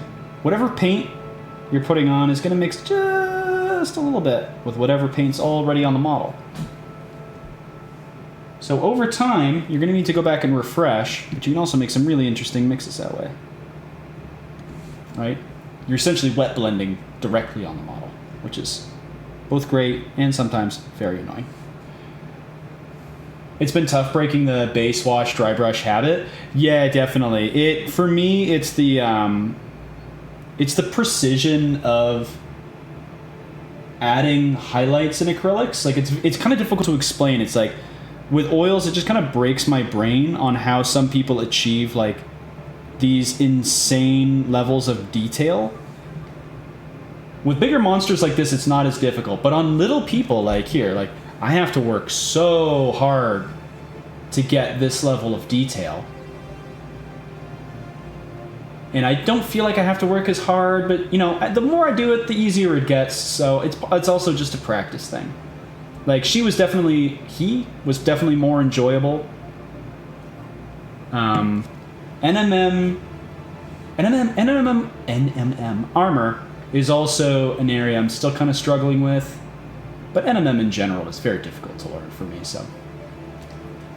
It is definitely easier to paint NMM armor using oils rather than acrylics. A Diablo 4 is dope. Dude, I want to buy it. It's the first Diablo game since Diablo 3 like just very initially came out that I've been like, oh, I gotta do that.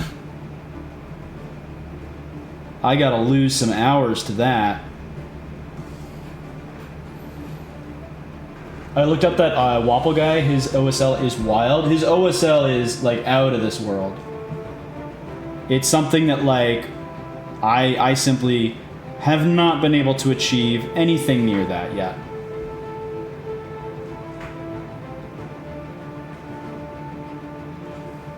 Yeah, I will one day, but not yet. OSL and NMM are definitely like, they're things that I'm not as good at yet, so always something more to learn.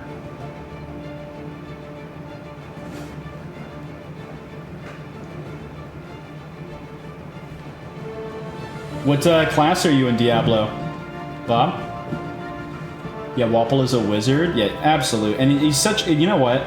Is like, I would never be able to paint like I am without how open he is with like teaching people how he does it.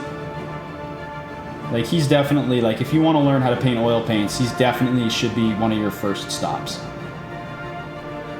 Marco Frazzoni also does a great job.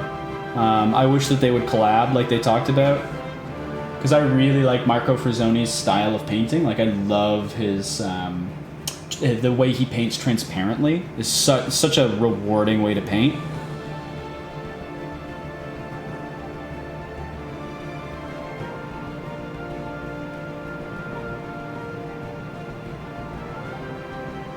Go. I'm a PoE Andy, so I've played D4, but I'm not going to overtake Poe, I don't think. Oh, fair enough. I picked Necromancer, only because it's not a Tonk, Arrow Man, or Pew Pew Spell guy. Oh, I'm definitely going the Wizard. I love the Wizard, dude. Sorcerer, whatever.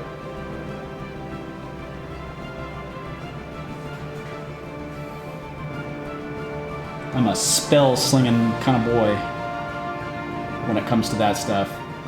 That's what I beat Diablo 3 with, so it makes sense that I would do Diablo 4 with the same class. Whew, that is dark. Okay, well actually let's grab some yellow here. I should have been using probably yellow the whole time since it's the polar opposite of purple. That was tough to say. Polar opposite of purple. Polar opposite of purple. Say that 5 times fast. Let's see if we can...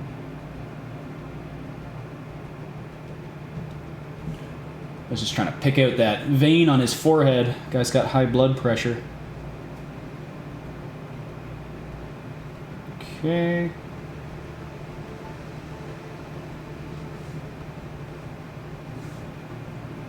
All right. Well, I'm gonna move on to the next bit here soon. So I feel like I'm starting to overwork this. But there we go. Lots more definition, I think. Like, I think he's really starting to, like, look like he should. God, I love magenta. It's such a fun color. Such a beautiful tone to work with. Okay, let's grab some. Let's jump into the shell again here.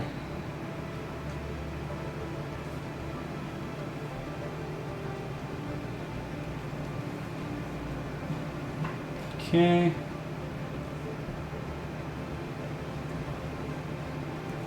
Yeah, I never played Necromancer, or maybe I did in Diablo 3.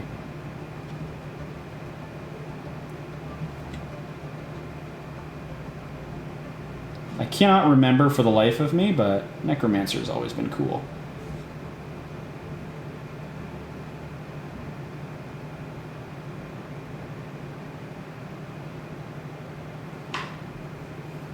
Let's grab a little bit of white.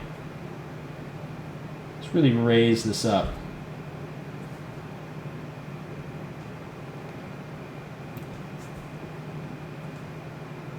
And thin this down. So something else that one of the things that it really took me a very long time to understand, probably an embarrassingly long time, is when you want to do detail work over top of your oil paints, you need to pick the opposite of what you just put down. So if you used a lot of thick paint, you got to use thin paint with like thinner in it. If you just used thinner paint, like paint that is has a lot of dilutant in it, you got to use thick paint on top of that.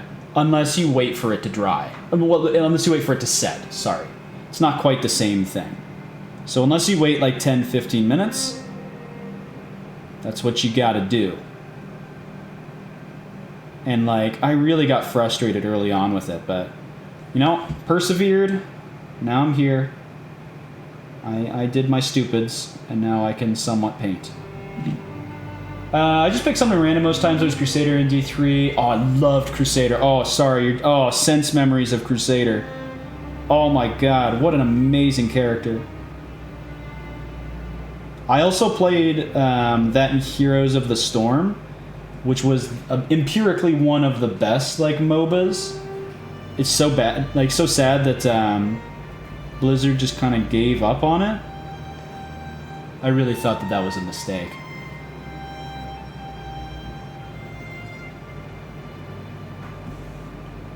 There we go.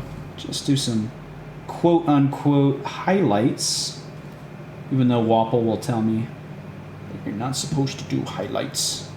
There's no highlights, only blends.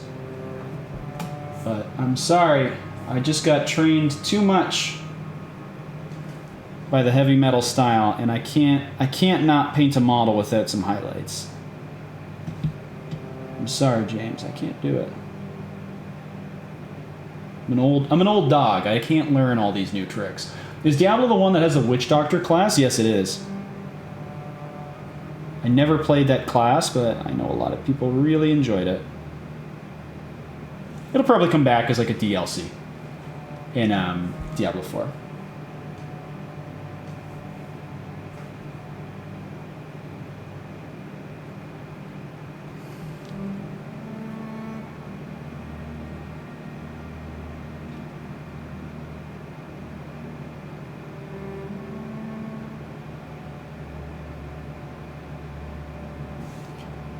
There we go. Oh, the carapace is gonna be a little soul sucking, guys. I'm sorry. Oh, carapace. How I wish you were easier to paint and not such a chore.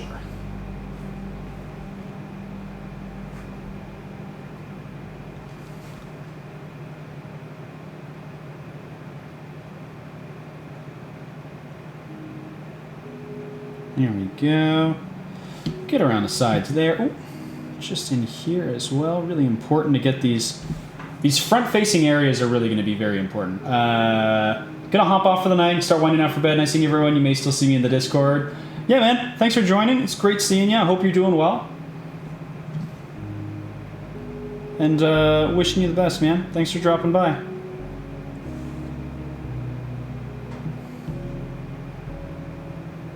Oh, this is a song from one of the Endless games. Oh my god, Endless Fantasy, the fantasy one, where you're trapped on the planet. Oh, such a good game. It's like an elaborate board game. It was fan-freaking-tastic. I played the Endless Lords, who are like hollow suits of armor that suck people dry for their like magical essence.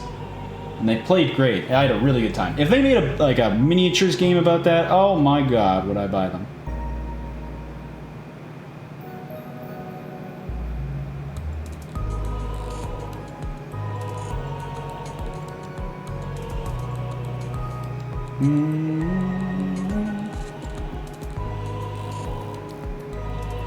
This is very enjoyable, guys. Thank you for joining me tonight. I went out a lot last weekend, and I got like stuff to do tomorrow, and I was like, I really don't want to go out. I want to just like sit down and do some painting. So it's nice to have company with that. Suck people dry for their essence. Tommy plays the succubus class. Exactly. Absolutely. Why would I not?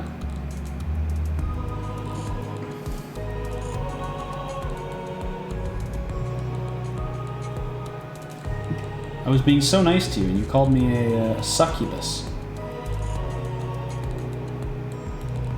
How dare you? There we go. Just do some light touch-ups down here. Again, no one's looking at the back like this. We do have to paint that little tail spike with the ball sack. Little tail spike with a ball sack. Man. Yeah, I still play OPR. I got a couple armies now. You know, whenever Not My Taters finally fucking finishes his move, we can play again. He's been holding us up. Let's quickly clean this brush. I just see in here there's a lot of stuff happening that I want to finish up there. More or less finished. So you can see it's turned into this beautiful purple shadow color. Oh, I love blending like that.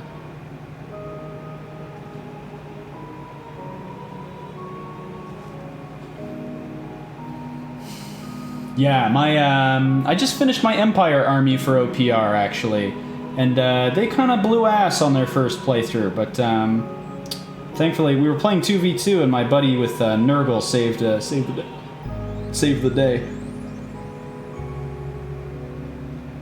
My poor Empire army just got absolutely cumstered. Just their shit pushed in. Ooh, it was hard to play. Let's, I think what I need to do here, I need to pause with all the highlighting and stuff like that. I need to go back and focus on the darks here. And so what I'm going to do is do some black lining. Now, black lining is great. I always recommend it, basically, for everyone. With oil paints, though, it's a little nicer. So it just runs off your brush. Like that.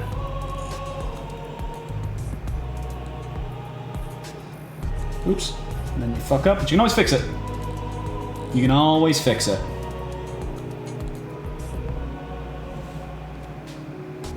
There we go. Spin around, get in there, yeah. Yeah, this is good. I think what I needed to do is sort of focus on the darks now. Because what ends up happening is you just keep working, you're like, it's not really looking the way I want, I'll just go brighter. It's not really looking the way I want, I'll just go brighter. And then eventually you just have nowhere to go but white, and that just kind of sucks. So by using a very dark brown, sort of like black color, you can sort of return can return to sort of a baseline that you can use. Let's just put some black in there, for instance.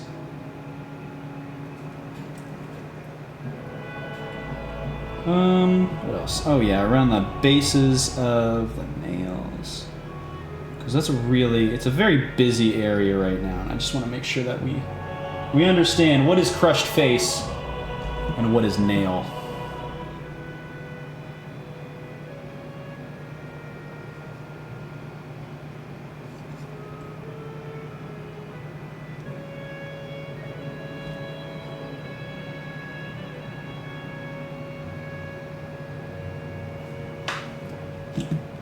Here we go. Look kind of goopy, but that's fine. We can always clean that up. Let's get over here as well. So what I mean by clean it up is right now it's got a lot of thinner in it. What you do is you just let it set, take your brush, come on in, clean that area up afterwards. Been playing an AOS Escalation League, not like my weekly OPR game. So you still do like weekly OPR, but you're also in this Escalation League. Escalation Leagues are great, by the way. I think they're fantastic. A fantastic addition to any gaming club. There we go.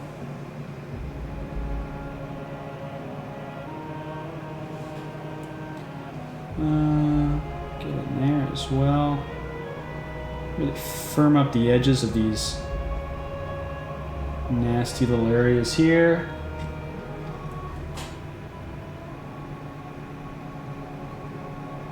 And I don't know where we are in terms of like being done. Sometimes I just kind of stumble on being done, and I think this is going to be one of those models that I'm like, oh, we're done. There's no sense in doing more. But certainly this needs to be touched up quite a bit.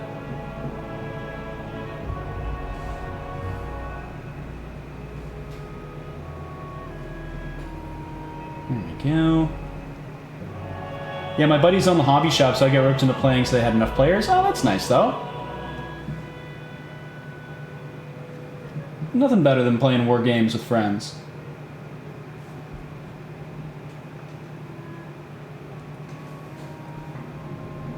Oh, yeah, let's make a clear distinction here.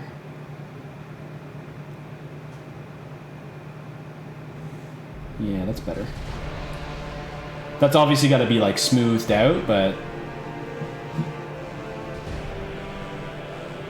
especially with Tyranids, I feel like a clear distinction between, like, chitin, like, its soft underbody and, like, its actual shell is very important. The other league I like is the one where you win, you win, you lose 50, 100 points of your army. If you lose, you gain 50 to 100 points. Oh, I see. Oh, okay, that's nice. I've never heard of that before. That sounds like you would just get absolutely, like, your shit pushed in. Most times.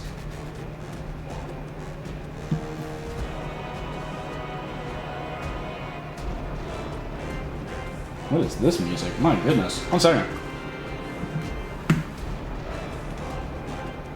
Oh, it's Battle Sector. No. Oh, here we go. More Dune music. My Arrakis. My Dune. I'm doing a Baron Harkonnen cosplay where I just kind of get fat. It's my Baron Harkonnen cosplay.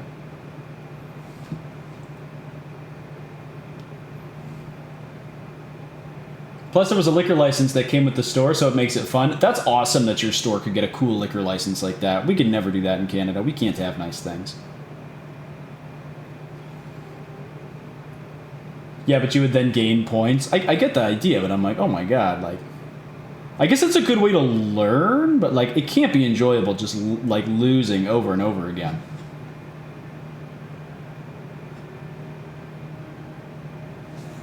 Well, I guess it is sort of like more beginner friendly since there's always going to be someone with like a full army, right, at your shop that you can play against so that you can like slowly build your force. I don't I'm overthinking it. There we go.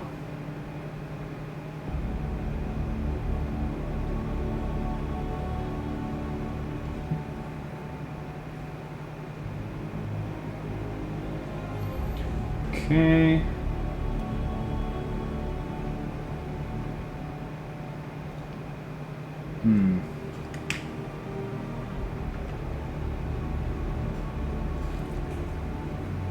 Let's clear that off. Let's grab some red. Oh yeah, that's actually a great point. We should do the we should do more of the nails. We should get them much redder. A very pink red. I don't like that. It's because I had too much stuff on it already.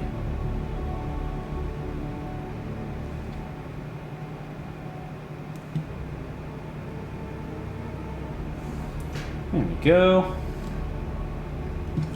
It self-balances. I guess eventually, yeah, like most people would probably be around like the 1,000 to 1,500 points area, which would be fine.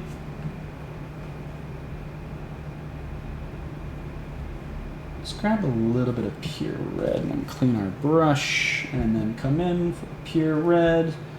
Let's thin that down. There we go. So this is quite thin. There we go. That looks good.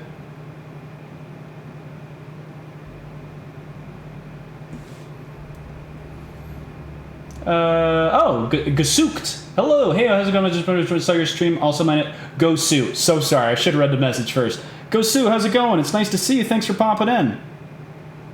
Hope you're doing well. The base, though? Oh, you like it. Thank you so much. I appreciate it. Yeah, we're working on a Genestealer Patriarch right now. Sort of an off-brand, a proxy model for it.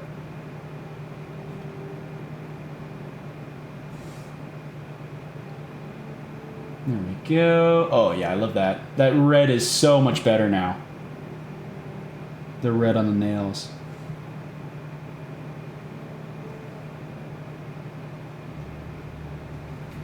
Go see what you're working on tonight. An old Space Hulk box. Awesome Genestealer minis. Ooh, a classic Space Hulk. Unless there's a new Space Hulk? Is it the newer one or is it like the old one? Not that I've played either. Although I have heard that it's like an actual fun board game. I'm working on an Iron Warriors Contemptor Dreadnought. Oh, that's awesome. I love the Iron Warriors. Big Chaos fan myself. Big fan of Chaos. Not a big fan of the Emperor. Unless that Emperor has 4 arms, I'm not a big fan of him, I gotta say. It's from 2014, I think. I bought it with plans to flip it on eBay, but I've fallen in love with it. Ah, that'll happen. That'll happen for sure. Here we go. Okay. So definitely we need some more rust on the bases and stuff like that. We need to dirty that up. We're doing pretty well here so far, I think. Next thing I think is, yeah, let's work on this victim, this unfortunate guardsman. Ugh, too much in that brush. There we go. Let's grab some titanium. Yeah, it's much better.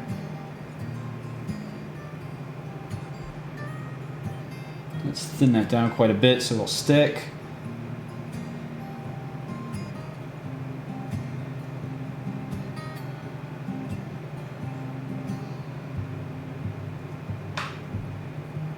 There we go. We gotta do a little bit more on his uniform here. He's having a hard day. His uniform's not in the best of shape.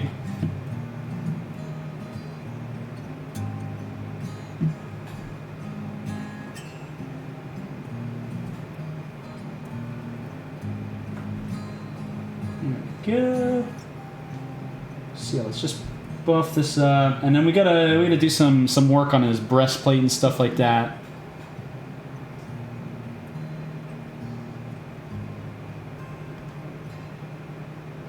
There we go.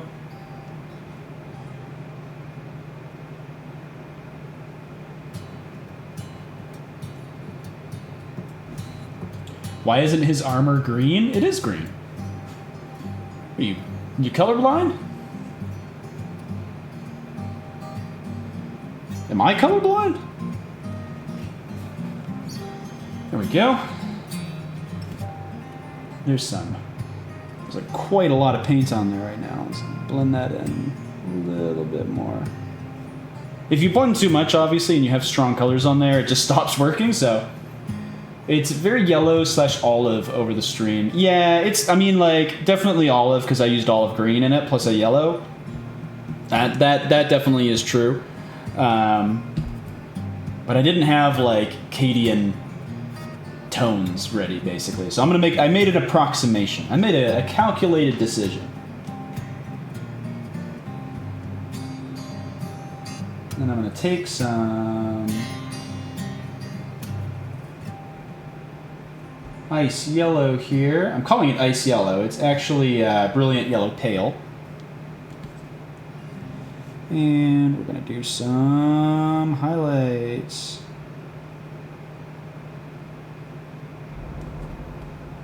It's quite annoying to do this over very, very particular armor. What I mean by that is, like, there's no room for, like, blending. Like, you literally have to make this, like, exactly correct. So it's kind of where oil paints are not as great. Although you can do amazing, edge highlights with oil paints. It's more difficult than blending all over, right?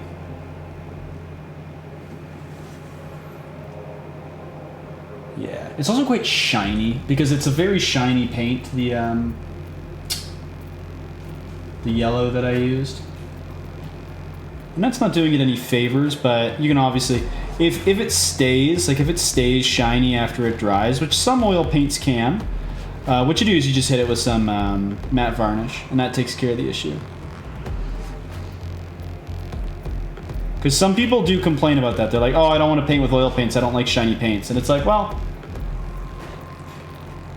a spray of matte varnish is literally 4 seconds. So, and I can paint incredibly quickly like this. Oh shit, do you paint with oils? Yeah, this is all oil paint. That's what I'm using right now. It is somewhat unusual, but it's a very, very enjoyable method to paint. In my opinion. Just requires some unlearning. There we go. He's got some highlights now. I don't know why it's not showing up there.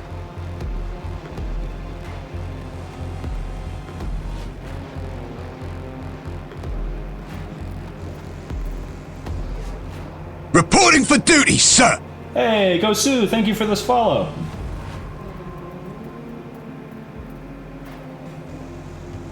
Keep fighting the good fight. I don't paint with oils like you, but I use a lot of oils for oil running washing for grimdark vehicles. That's an amazing way to use them, and that's totally valid. I just kind of... What I found was I was using a lot of washes, and then I'd had to wait for the washes to dry, and then I'd have to keep painting after that. And I was like, maybe, is there a way to just, like, keep using these oil paints all the time? And I found James Wapple, and he had a lot of great advice for how to just, like, do away with acrylic paints entirely. And I think it's going quite well for me.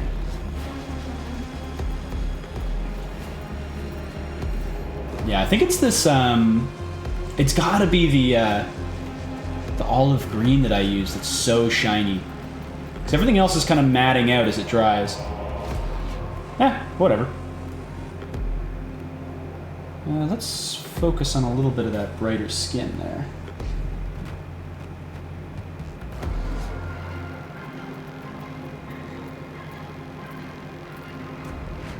Oop, almost used water.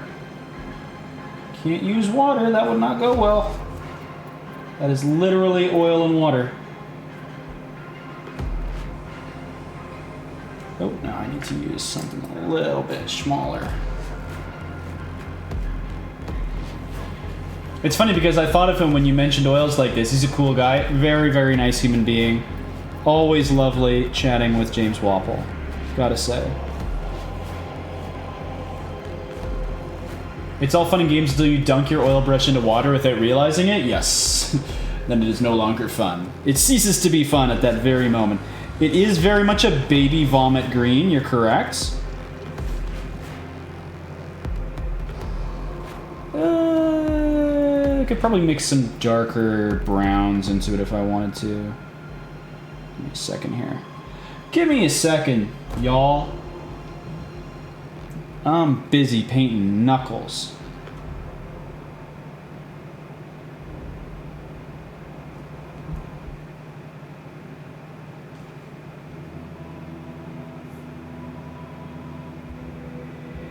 Just trying to... What I'm trying to do right here is to emphasize the fact that he's got this massive, like, slice in his arm by highlighting the flesh right next to it. I think it's working. We'll have to see. Just like acrylic paints, oil paints tend to, like, dry and become much less vibrant as they dry. So you really never quite know what it's going to look like until it's 100% dry. Let's just blend this.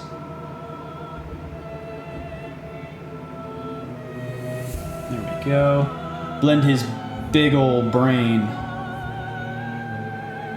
Oh, it's Drew Ferrigno's favorite game soundtrack.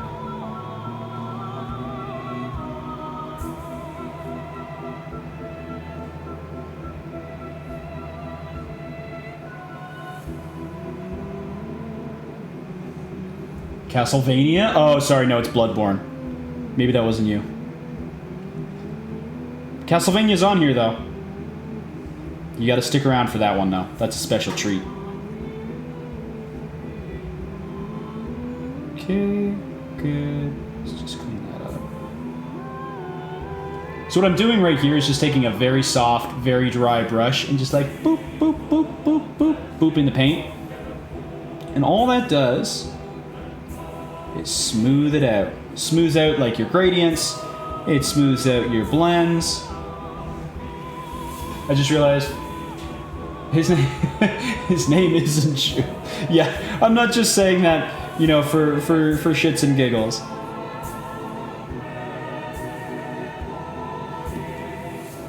I guess that could catch some people unaware.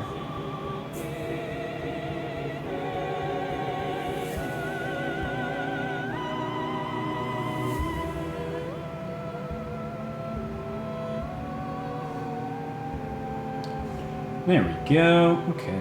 Let's get his eyes again. Like I said. Doing some eyes, always a special little treat.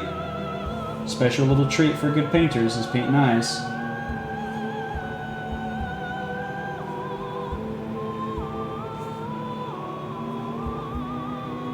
So the first thing I put down was pure cadmium yellow.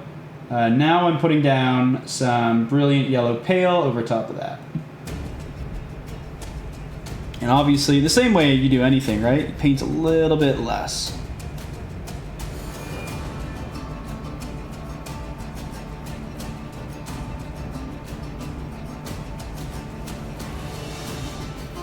There we go. Other side.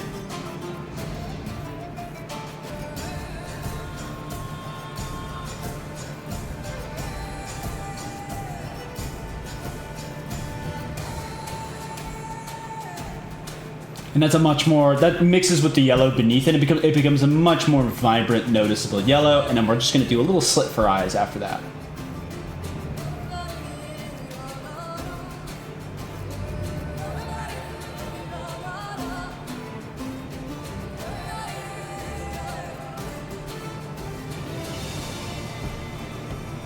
Just going to take some time here.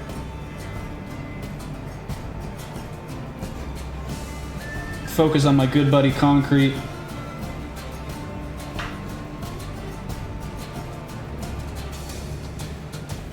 A lot of people neglect the base.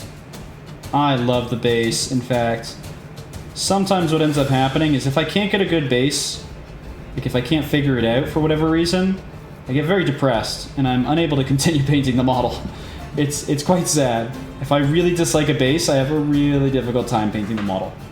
Oh, sorry, I completely had him off the screen here. My bad, guys. So what I want to do here is just lighten up a little bit of the concrete. Trace out a few of the cracks. But mainly just use a much brighter version of the blue-white that I used to paint it. And just lend a little bit of definition. Say, man, I just printed up this awesome 60mm base for the blown-up Gothic Cathedral. Oh, is it by Zabavka? I know the one you're talking about, I think. So you love the base and the bone zone. Interesting. Yeah, absolutely. Base, bone zone. I love, we talked a lot about feet picks earlier. Hey, I knew it. I have that same one, and I really, really enjoy it. I've not used it yet, though. I love Zabavka. They do great work. Oops. Blend, blend, blend, blend, blend, blend, blend. Bye-bye. Feel like a mob boss. He ain't a problem no more, boss.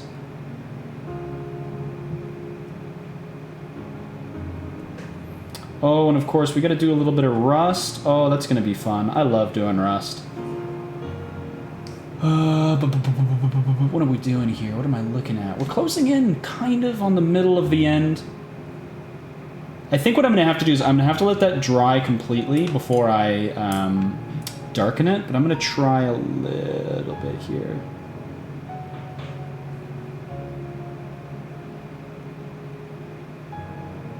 Oh, I didn't blend it. That may also be why it's quite shiny. Yeah, that definitely helped.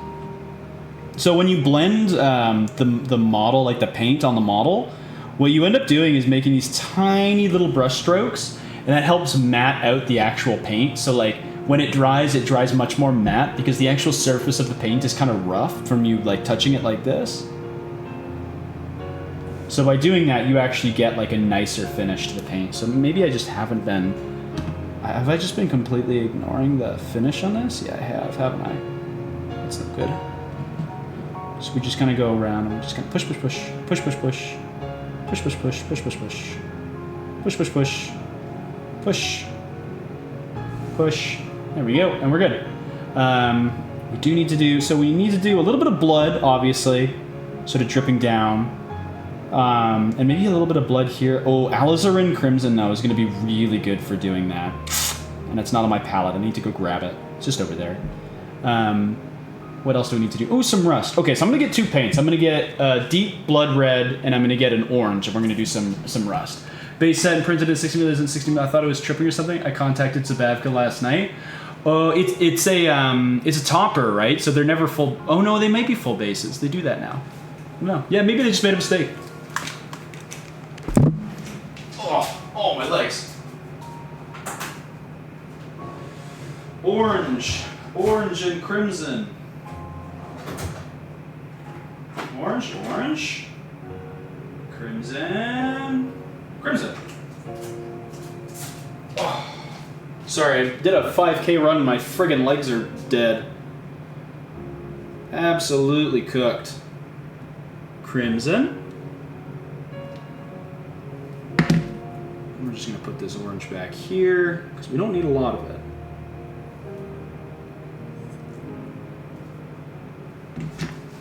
There we go. 1 second. God, man.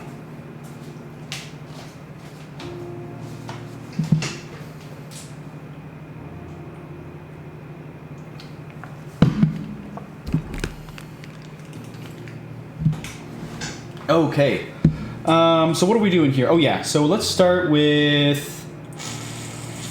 Let's do some rust first. So when we do rust isn't very super complicated. It's just orange and brown tones, with the orange being where the rust is freshest. So what I do is I take like a burnt sienna flesh tone kind of thing, and then I mix more and more of the flesh tone in, and that's a darker and darker rust tone. Remember, brighter near the area where the rust starts, and darker and darker and darker the further it gets. So what we do...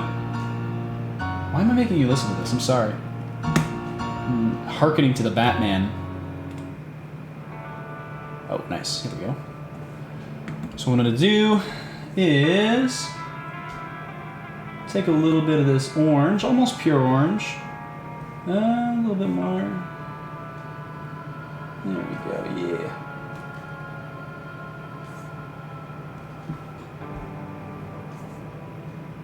Make a pin line wash.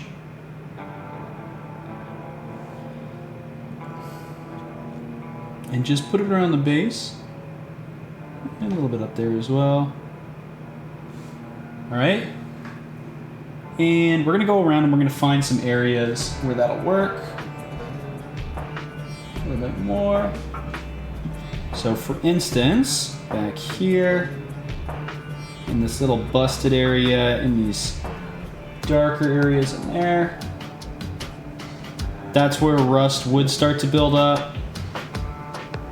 Especially near the top of broken things, right? Areas that would get the rain. Always an area to hit with this sort of rusty wash solution. And so what I'll show you here is you just take it and you just start running it down like that. There you go. Rust. It's hella easy to do rust. It's why, you know, we love a king who does rusty tanks. It's why we love Nurgle.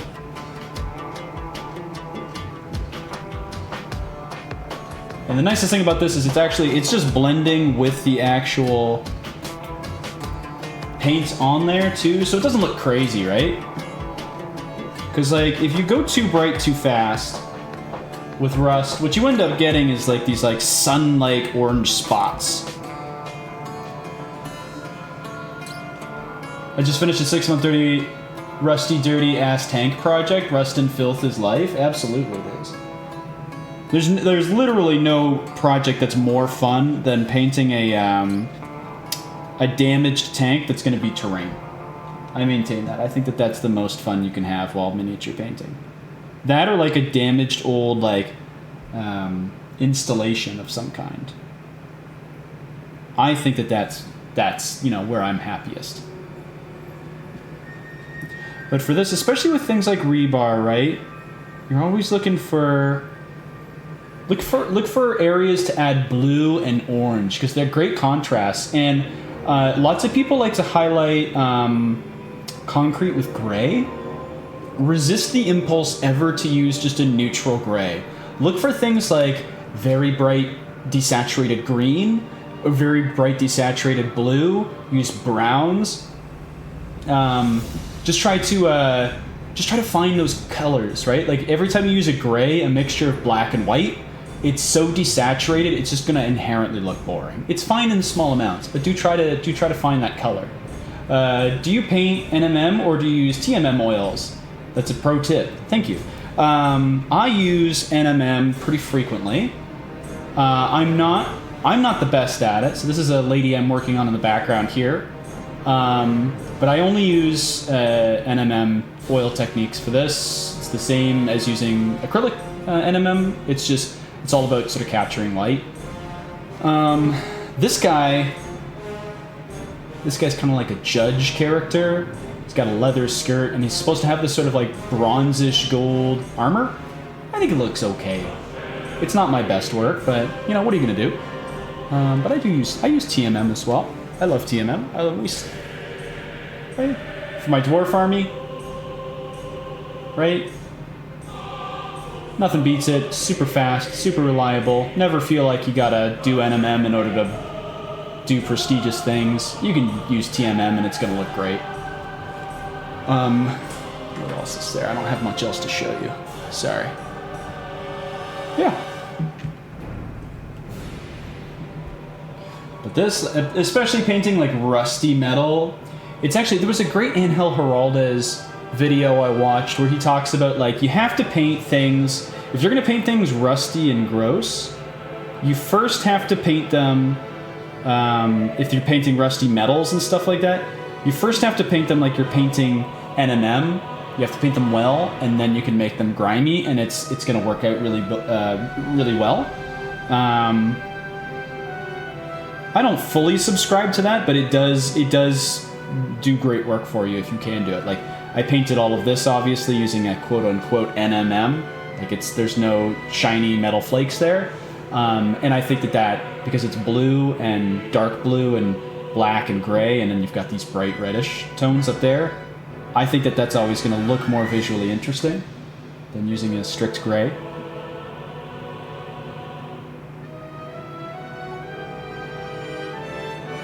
There we go.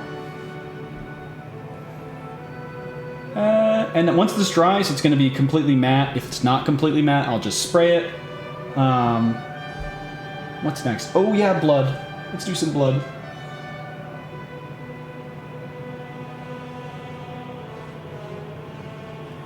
Use a very transparent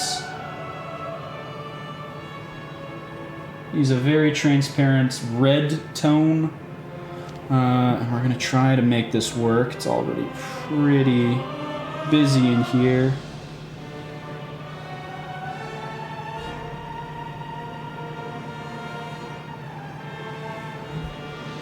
That looks pretty good. When you've got this much detail already on a model, sometimes it can be a little bit difficult. Just use this crimson color. So see if we can soak the edges of his uniform in it.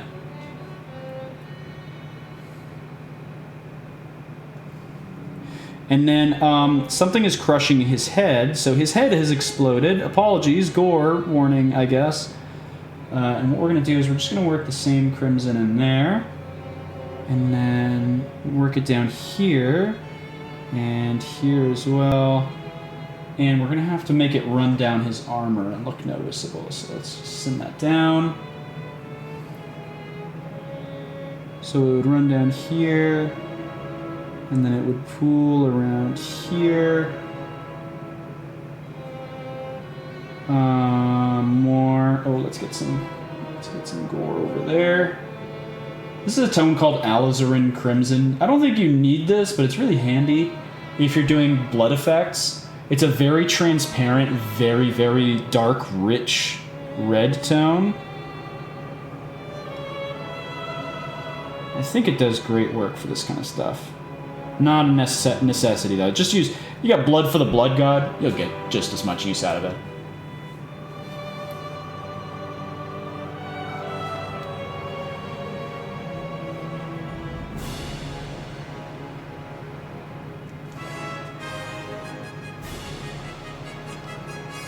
There we go. Okay, we gotta get some blood streaking.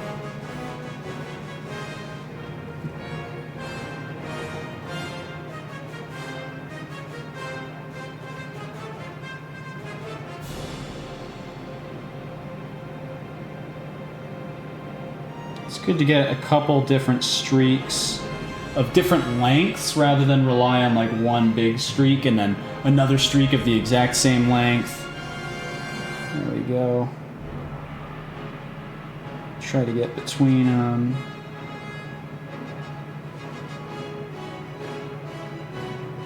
What are we listening to? This is upbeat. This is upbeat for the subject matter. Oh, it's Wrath of the Lich King. Oh, sorry. Probably someone really enjoyed that.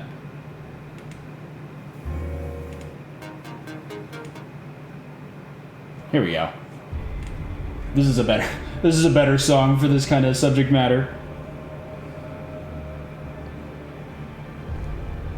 I was getting big WoW vibes. Yeah, I know I was never a WoW player, so I was like, "Uh-oh." Someone in the audience was probably a WoW player and was like, "What? Why did you turn off Wrath of the Lich King?" Like, how does that look? I think that looks pretty good so far for blood effects.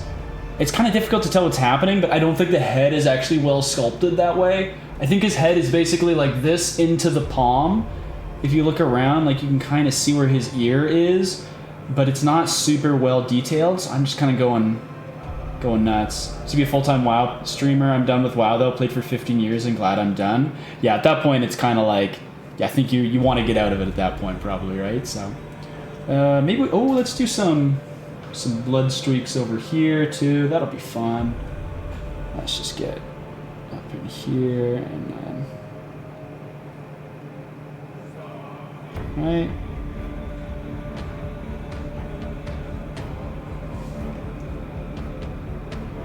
Picked up painting instead. Best call I've made in a while. I think that's a great call. I used to play a lot of like MOBAs and stuff like that, and then I started painting, and it all just kind of faded away.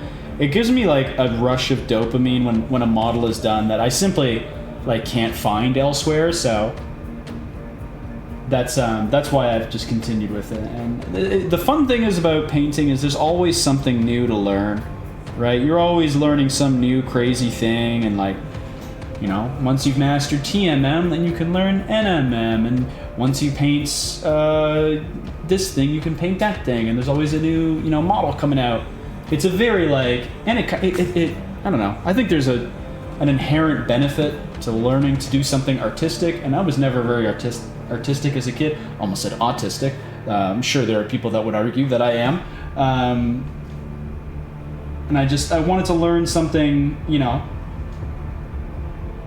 artistic, and this is the only thing I've ever learned that I'm artistic at, and I'm very happy that, you know, it's come into my life. Sometimes it drives me crazy though.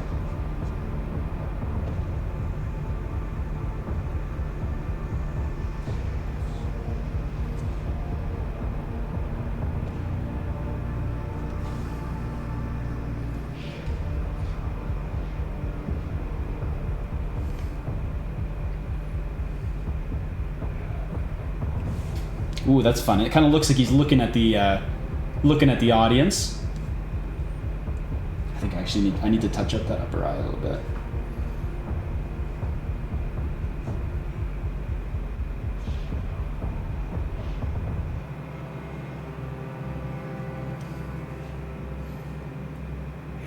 There we go.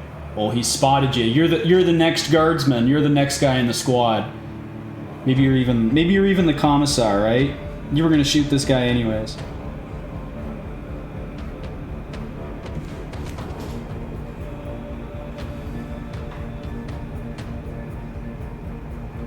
Here we go. Okay, so this is gonna be tough because like this guy's in the way now.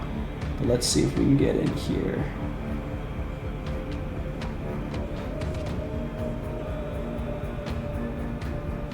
The thing is, you're never going to get both eyes on the same side. Like, no one's going to be able to tell if he's cross-eyed.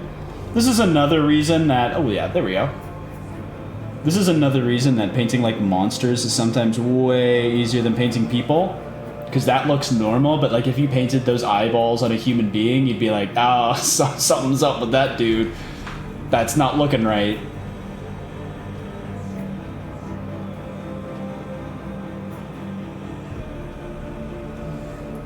There we go. I think this is looking pretty darn good. I'm about ready to call him done. I don't know. Can you guys see anything that you're like, oh, that looks bad. I hate that. I guess his tail's really rough. How often are you gonna look at his back, right? Like, No, I mean, like, we're here. Why not? Let's do it. We got to get in between each of these things here. Oh, I'm probably gonna need a paintbrush that's a little different than that. Yeah, let's grab this boy, that boy. Almost said ba-boy. Let's grab this ba-boy. Thank you very much. Yeah, I'm pretty proud of him. He's been sitting on my desk for a while, so taunting me. And I'm so happy that I was able to paint him with you guys. It's just a lot of fun.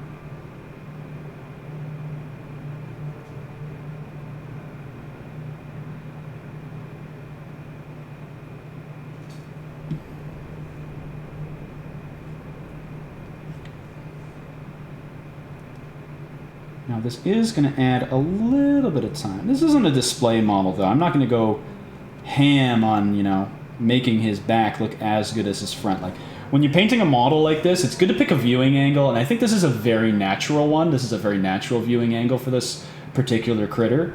If you don't pick a viewing angle early, it can be quite difficult, because what you'll do is you'll fall into the trap of like, I've got to highlight everything the same amount. And that really is a surefire way to just drive yourself into a depressive episode, because it's not necessary, and it's so much effort to paint everything to a super high standard. You see what I'm doing here? I'm just sort of working the oil paint in between each of his little spinal thingies here. There we go. So yeah, just pick a viewing angle, focus on making that as good as possible. And for someone who's doing something for tabletop, the viewing angle is always 3 feet away, straight up. I would, and still do sometimes, just hyper-focus on every detail. A lot of people do, and I think that kind of comes down to, like, particularly with, like, Games Workshop models, we're taught that, like, oh, you gotta highlight, edge highlight, you know, everything. But particularly with tabletop models, you're never seeing them that close, and you're never seeing them in that level of detail. You don't need, like, his feet are much less, like, I got a foot back there that doesn't have anything on it. Look, it's way back there. Feet pick.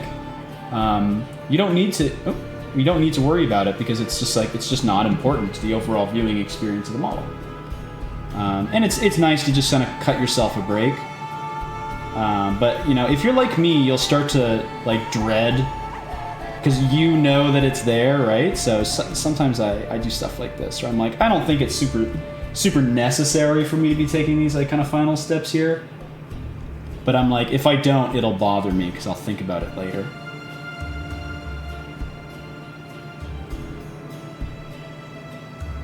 Man, I should play The Witcher 3 again. For the 15th time.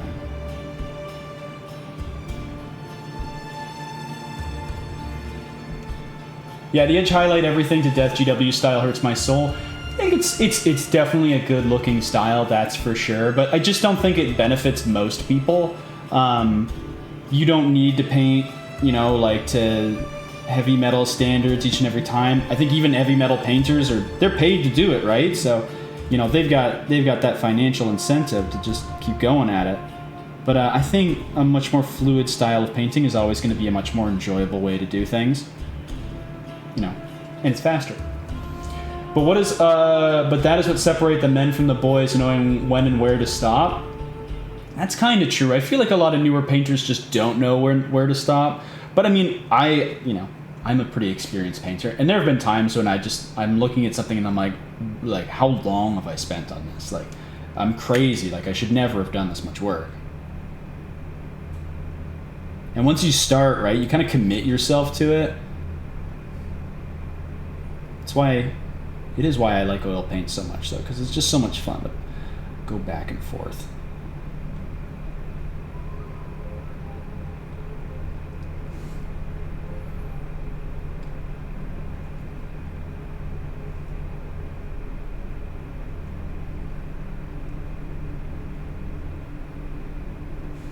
I initially thought I was going to paint his tentacles like blacker or a very dark purple near the bottom of them. I think I'm actually going to leave them the way that they are, because I think that they work very well like this. And to be honest, he's quite a dark model.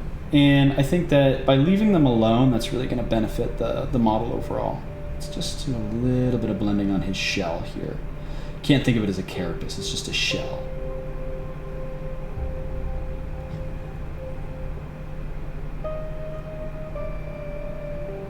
There we go. Yeah, just get these little final areas done. So this is, if you're doing tabletop, right, this is your viewing angle. So I guess if you really wanted to, like, focus on that kind of painting, you could, and you would look at it from top down. This is 99% of the time, if you put it on the table, this is how people are going to see it. So it's always worth the consideration, is viewing angle. All right, I think we're basically there, guys. Wow. This has been so much fun. Thank you so much for joining me, guys. There we go. Finish that up. Yeah, okay. Again, we just talked about, not fussing with it. I'm going to call this guy done. It's, I guess, fairly late. I gotta go walk my dogs. Thank you so much for joining me, though, guys. This has been wonderful. First stream in a little while. It's been so nice to see and hear from all of you again. Thank you very much. And for the new people who showed up, you guys are awesome as well. I don't have a strict schedule at the moment, but give me a follow. It'll send you a notification when I pop on. I'm hoping to paint a lot more interesting models in the future. Maybe focus on doing some larger models like this, 1 or 2 at a time. Nice meeting you. I'll be on the lookout for the next stream. Thanks, man. I appreciate it. Everyone else, I hope you had a great time. If you're still there, I'll see you soon. I'll post in the Discord. Thank you so much. You guys are wonderful. And I'll send a photo of this guy later. Okay, guys. Have a good night. Bye-bye.